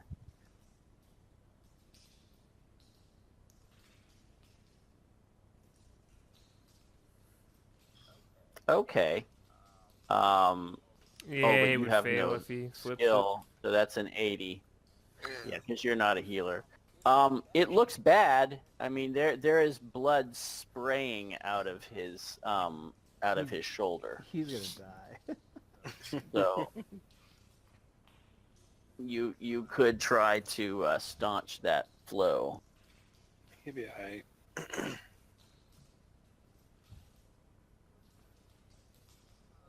Or you- Well, like I'm assuming that was my role. Yeah.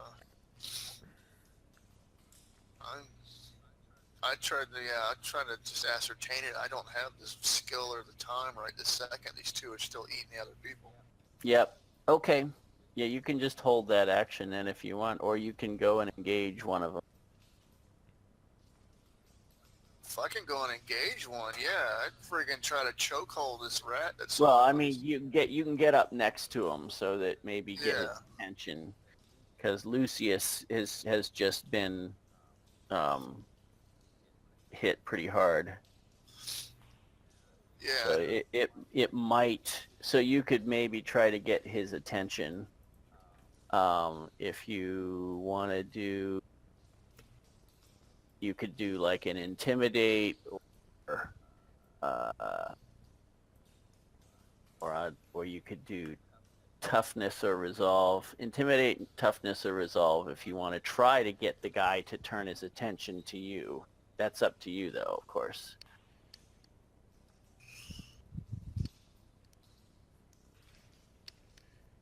Lucius is not down yet. No, but you can see you saw him get hit really hard. Yeah, I try to call him out. All right. Stupid rat! Smell like ass! Sure. Jeez, hurt his feelings.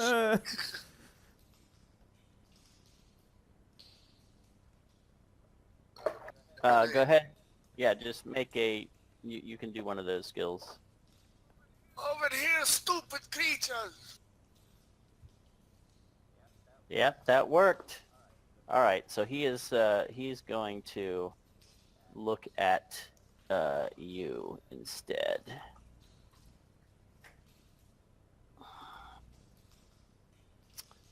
Let's see. Okay, so it's Lucius. Oh. Well, I think that I'm gonna line it up with an aim and attempt to smash this thing into pieces. Okay, that will be your 2 actions remaining then.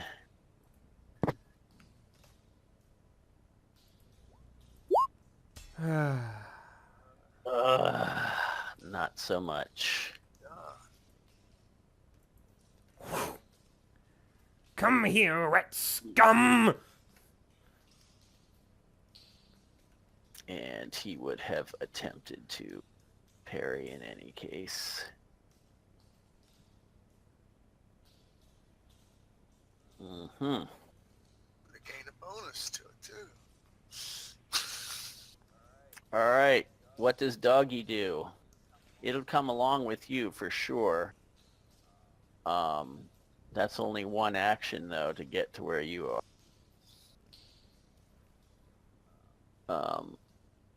Let it bite the damn rat. Yeah, I would say he's going to try to distract that rat with a bite. So go ahead and make a bite attack.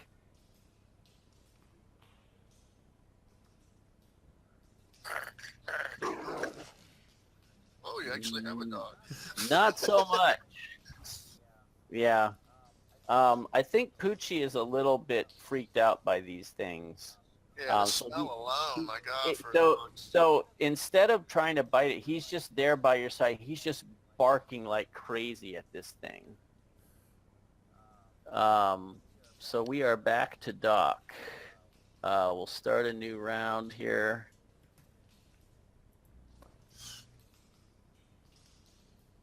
Okay, so seeing everything going on, Andolph, he will reach into his robes, into a waxed leather sack that he has tucked inside on the left-hand side.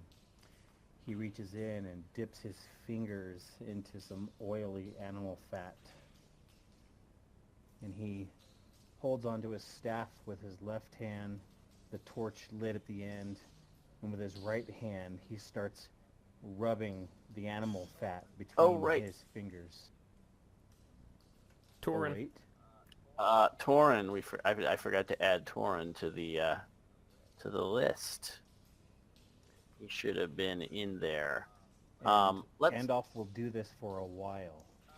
I'll let you know what. I'll let you go, and then we'll say Torin was just a little slow on the take, and I'll have him go a couple of times here. He is sick. He is, yeah. So. And Andolph will he's rubbing the fingers. He's rubbing the animal fat between his fingers, and as he's rubbing it with his right hand, and he's holding the staff with his left hand, his head is down slightly, and he's chanting something under his breath that's nonsensical to anyone else who might hear it. And he casts a spell, and he casts it at this one right here. Mm-hmm. And he throws out, all of a sudden, anyone who sees him, his head pops up, and the hand with the animal fat lunges forward as if it's pointing at that creature. Oh my god! Oh, shit. Oh. And since we have an extra fate point, he does it again. Yes. That's a lot better. Oh my god. Oh, man. Okay, so he drops. That would have been bad. Fumble would have been really bad. Oh yeah. He dropped his staff and everything. He dropped his staff, yes. Yeah. And there's a possibility that you would have suffered corruption as well when you fail, when you critically fail, even a petty one. So, okay. So, yes, this plague monk actually goes right after you, and he's about to take a swing at Ann Wolf. And that's not going to be so effective. What else do you do, Doc? And as he, points his oily fingers forwards at this beast in the dark right here, he decides to, that's 1, 2, he's going to save one action, so he just points at him, mumbling under his breath, saying his prayers. Okay.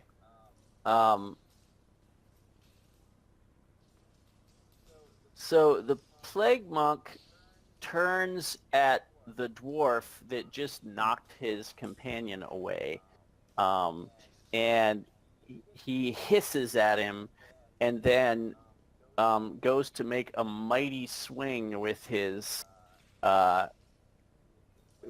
weapon, and it goes, as he pulls it back, it goes flying backward. Like he brings his hand back, and it flies off into the darkness, and he just kind of looks like he has no idea what just happened. Let's see if he has the mental awareness here to Picks do it up with his prehensile tail. and all No, but he'll at least try to maybe do something else. I guess resolve would be the thing. All right, yeah, he's at least going to try to make his tail attack at you, since he can't do that. You have 3 actions if you would to try to avoid it. Say parry or dodge.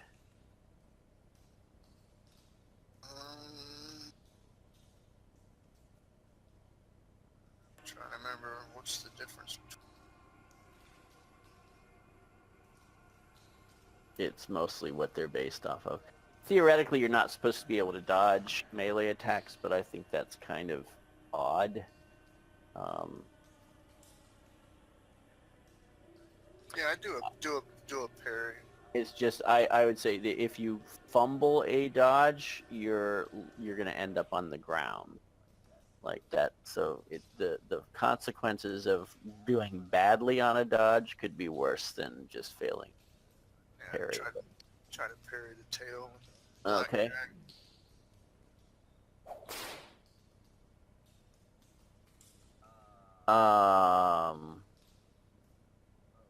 Oh, it uses simple melee.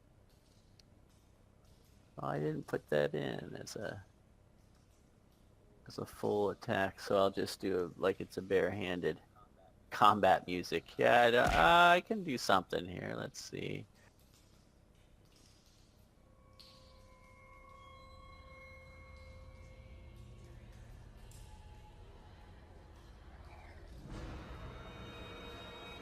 I get a +10 to parry and dodge it. Yes. Yep.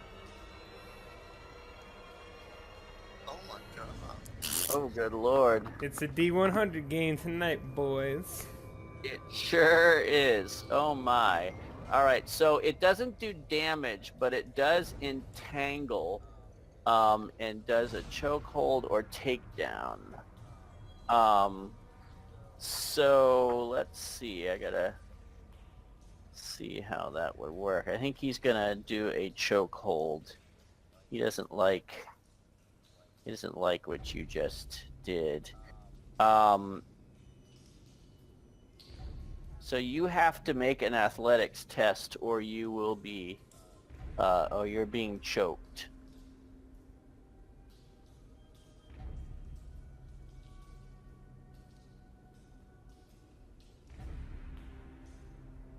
Athletics. Athletics, yep.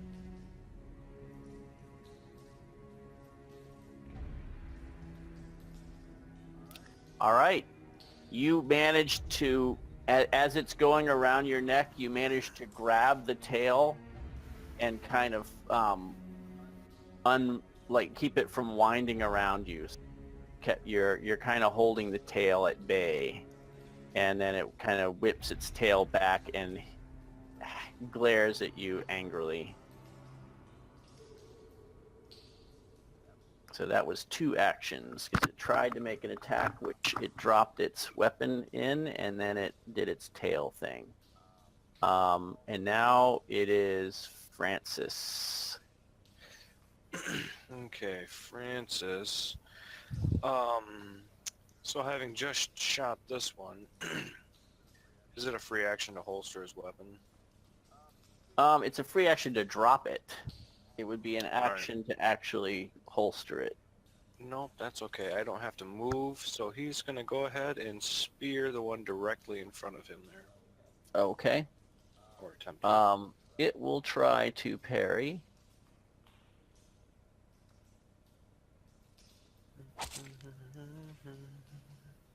Jeez. It does parry. Okay. And Can I it attack? kind of... No, you cannot attack. You can do only 1 attack per round. Okay. What can I do? So you could I have will- you could have used one to aim, for example. Mm-hmm. I will. If I I can use one to... You can so I should let you be aware too that one possibility, if you're finding that their parrying is really good, Mhm. is I forget which one it is. Called There's shots? a Called called shot Mhm. you can do, and that requires two action points, but they can't parry or dodge. but it's at a -20 to attack. So you can do that if you're worried about their parries being too effective. Okay.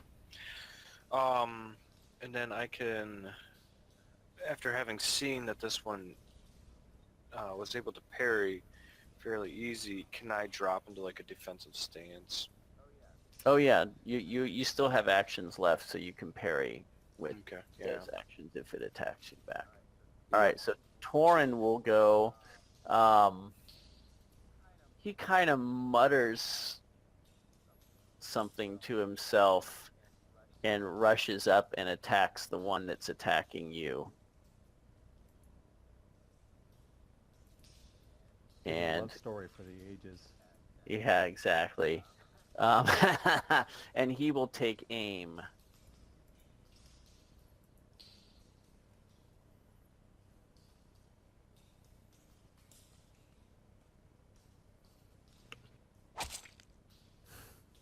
Outrageous. And let's if the rat with his last action can parry.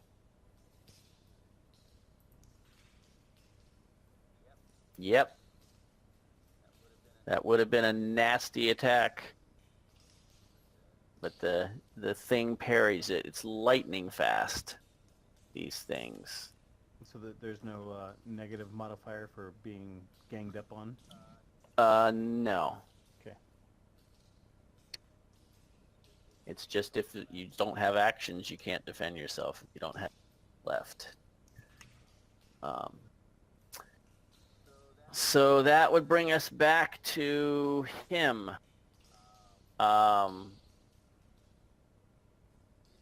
It's out of actions. So Plague Monk 2. The guy, so all it does is it kind of picks itself up off the ground and shakes its little furry head and starts to move. You can attempt an observation check for me, Nikolai, because you're and actually Andolph, you can as well. Me and awareness. Yep. I'm sorry. Yeah. Okay. Thinking Conan. Nice. Okay. Both of you. So I'm gonna say something to each of you. Others don't know.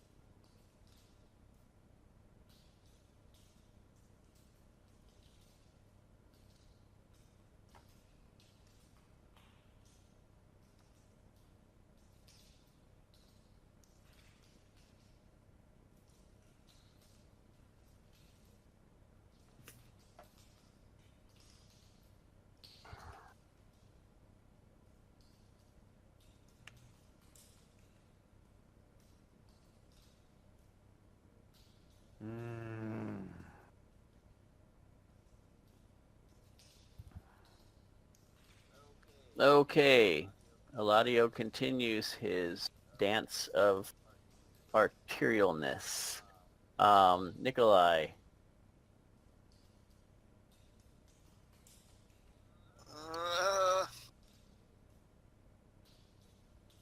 Crap. Nikolai just about got choked out by the thing's tail. He's still got he's still got the thing's tail in his hand, and instead of throwing it away, he actually grabs it and begins to wrap it around his wrist and pulls the rat in real close. I will spend one action point to do an attack with the blackjack on him. Okay. Any aim or anything like that? No. Okay. That is a definite hit as long as he does not... I'm not going to let him dodge because you're grabbing his... Oh, he's got nothing to parry with. I'm not even going to let him defend himself. He tried to choke you with his tail, so you've got a hold of him at the moment, and you pull him in and smack him. He can't dodge or parry. So that is going to be a hit. That's a nice splat in the head, and that guy, I don't know if you want to let go of his tail or not, but that guy goes flying as well. No, I'm going to initiate a chokehold on him. Okay.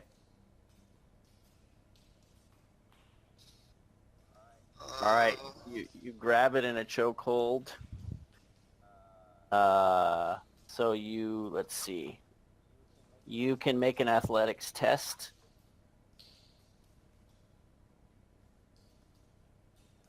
And I'll give you a +10 bonus because of you got a hold of his tail. That's where I'm reading his abilities. Yeah, he gets a -10 penalty to try and resist it. Okay.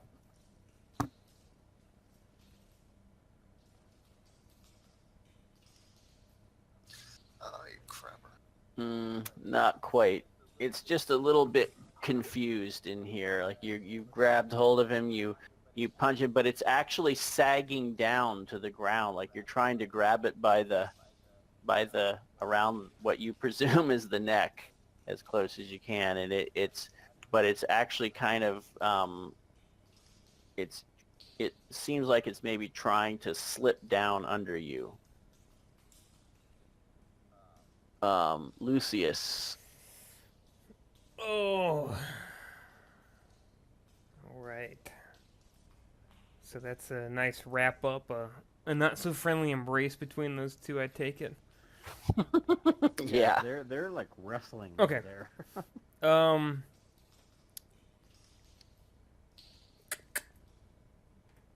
All right. He has nothing in his hands, the rat. That's correct. 2 AP, aim, and an attack. I'm going to try to smash this thing once again. Yep. Okay. Go ahead. Oh, If I don't reroll it, I'm going to smash Nikolai, so I will reroll it. yes, you are. That's exactly what'll happen. Oh, God. Oh, well. Oh, What shit, a great, man, what a you great missed. day this has been. It has. At least you didn't hit So- Nikolai. So, Baska, now that you've kind of grabbed this thing and smashed it, so Baska now grabs the rat by one of its paws, like his little back ankle, and starts pulling on it and growling. And you actually, Nikolai, you feel the rat has gone limp.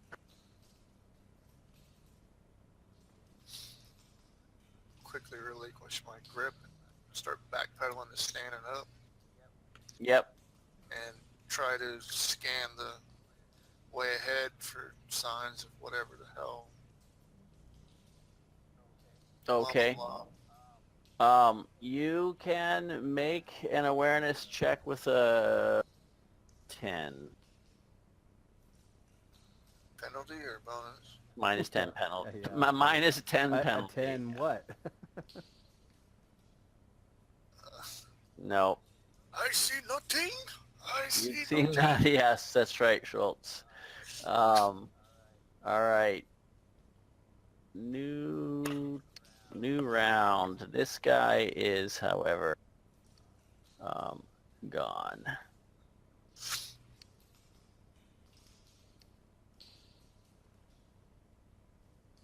So the first thing Gandalf wants to do is he wants to look off in the distance, see if he can see what's coming. He noticed the rat running Yep, in the other yep, direction. And he That is- was whispered to you for a reason. No one Yeah. else knows these things. So, did you put a -10 on it? No. No, I did not. So Yeah. I failed that. No. Okay. And he looks off to the left in the distance, and he's trying to see what's going on, and he can't see anything.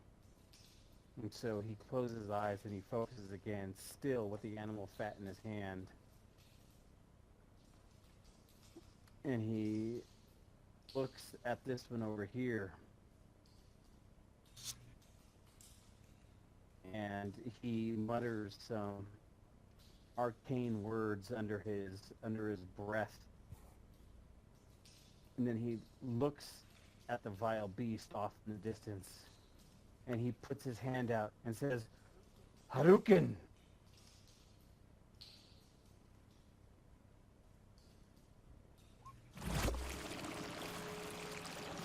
All right. It is dropping its thing as well. Its weapon will slip out of its fingers. Anything else, Mr. Doc? I'm going to stay in my circle and save 1 point. Mm-hmm. All right. Well, that guy is definitely gone. This guy here is no longer a threat. He's had the stuffing beaten out of him. Francis.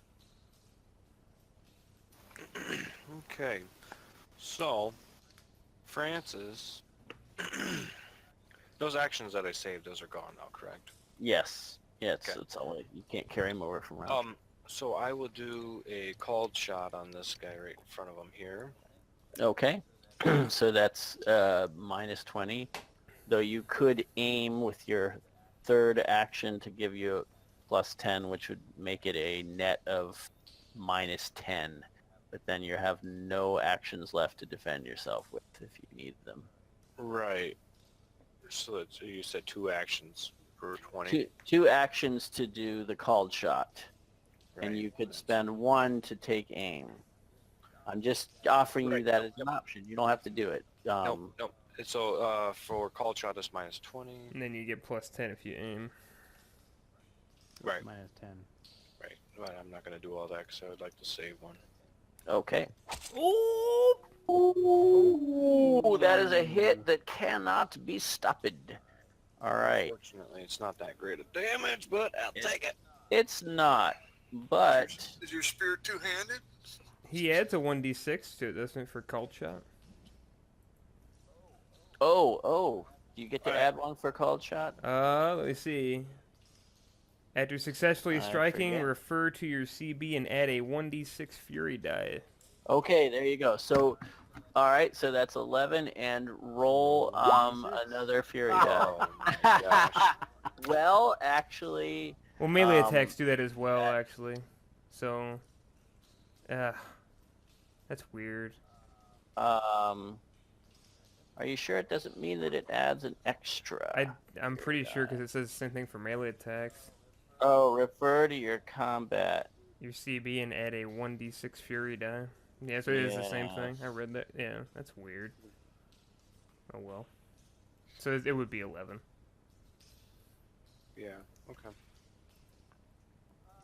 I don't know if that shouldn't be I don't know if that doesn't mean maybe an extra. Refer to your. Yeah. Oh, I see. Yes, it doesn't. Yeah, you're right. It doesn't mean to add an extra one.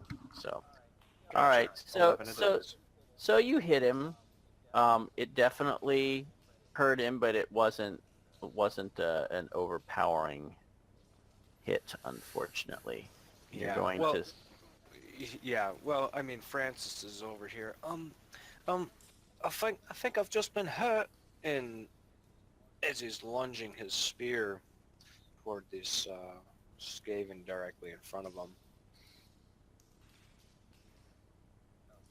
Okay, then so Torin is also going to attack And he will do he'll do the same thing because he saw how this guy parried.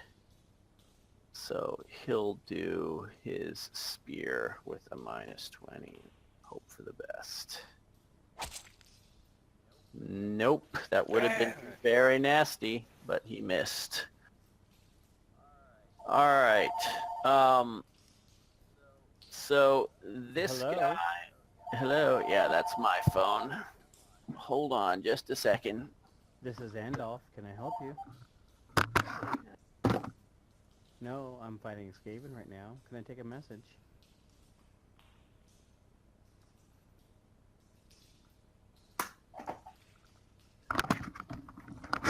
Okay. So he is, that would be my lady coming back from work. She works late. So, he is going to attack. Actually, hold on a second. No. This one screeched out something. And so this one actually disengages from you. I'm trying to remember if there is a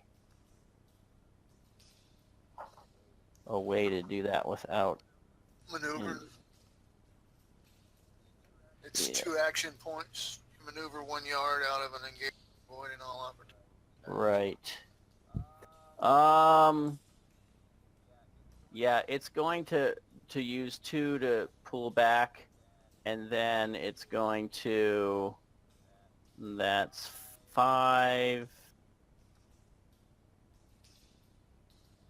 and to there. And it scurries as fast as it can in this direction. And this one just scurries away off in this, he scurries off in the same direction like that as fast as it can go.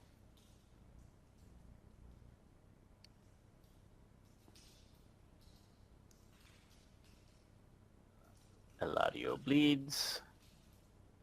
Nikolai. I don't know what the hell. I'm going to kick the rat's corpse off of me, maybe towards whatever the hell is drawing their attention. You kick the corpse that way, okay. Yeah. Make kick an him all. make an athletics check for me.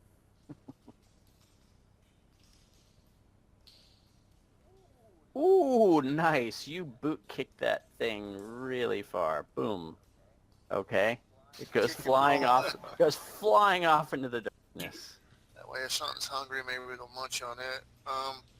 Spin around to Lucius, who I'm sure was wounded, and I'll just like grab the bleeding one's pistol, and I'll try to backtrack with him. I'm like, Sobako, to me, and try to grab this dude up and cover his damn neck wound.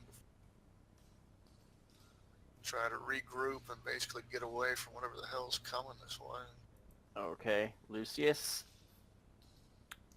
I mean, I don't know what the hell's going on. This guy's still here? Well, he's in the act of running, so he spent 2 of his action points to disengage, and then he used his last one to run. You can see he is running headlong in this direction, Oh. though. Oh, I have to bring the fury.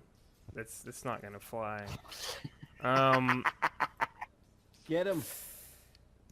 I'm thinking that's charge distance. Yeah. Yeah, and he's Sure it and is. he's facing away from you since he's running in the other I direction. think he could hear me. Yeah, sprinting.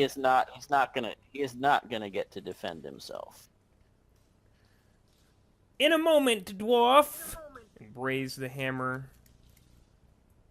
And full sprint into this slamming into this thing. What is it? You do get an additional die 6 if you hit.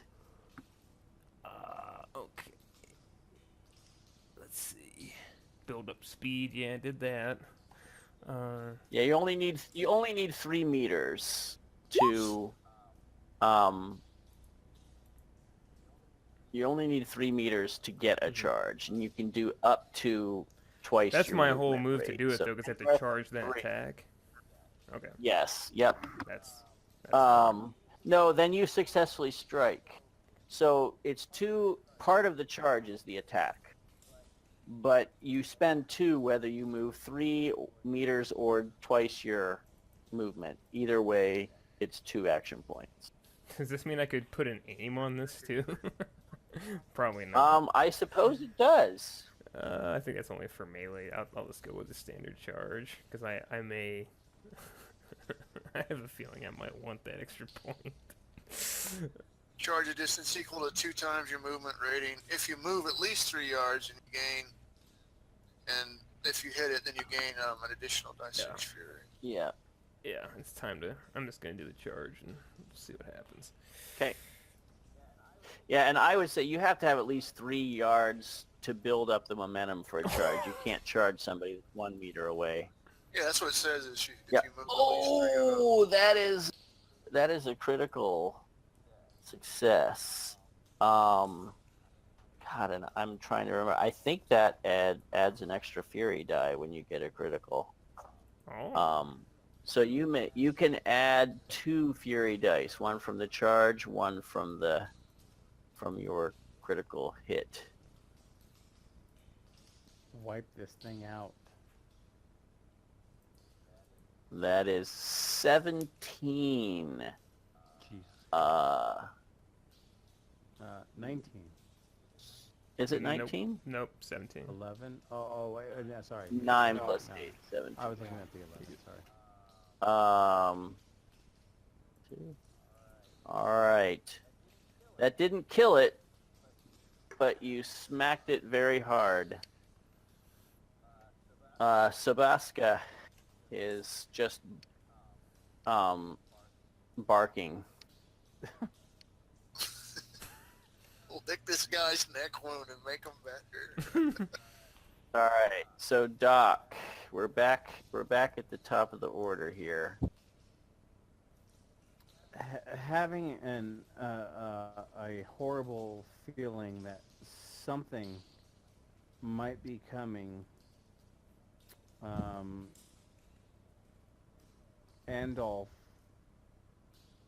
looks towards himself, and he holds onto his staff with both hands, and he bows his head, and he starts vigorously saying the holy words under his breath,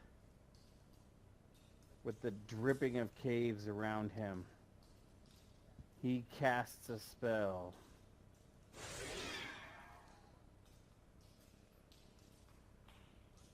On himself. Okay. And you succeeded. That is good. All right. Let's hope you don't need that. Let's hope I don't need that. Francis, what are you going to do? You and Torin are kind of there, and he just kind of looks at you for a moment and doesn't say anything. Casting aspersions with his eyes. I can spend 2 to move up here and just take a swing at this guy. If you charge, yeah, you could charge. Yeah. Okay, let's do You that. could charge We'll give him it a as shot. well. All right, go ahead. I have a bad feeling about this. That is a miss. Oh no, I suck again! And Francis just kind of comes over and looks at Eladio and says, fantastic. I mean, Torin, yeah, comes over and says, great, there's our guide. And then this Plegma, he is going to just run, and so you can both get an attack of opportunity on him. Damn it. And do we get a modifier? No. Nope, it's just straight up. God damn it. No. Jesus, No, this man. guy is quick, and he looks. You catch. Instead of looking at you, he's looking past you. In this direction, where you kind of would assume he's gonna. So you hit him, and it kind of knocks him off balance, and he just jumps up and looks behind him and runs lightning fast in this direction and disappears.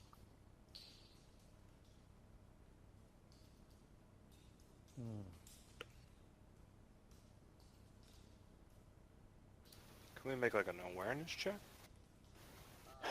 Well, that's where we're gonna stop. That's With something big coming.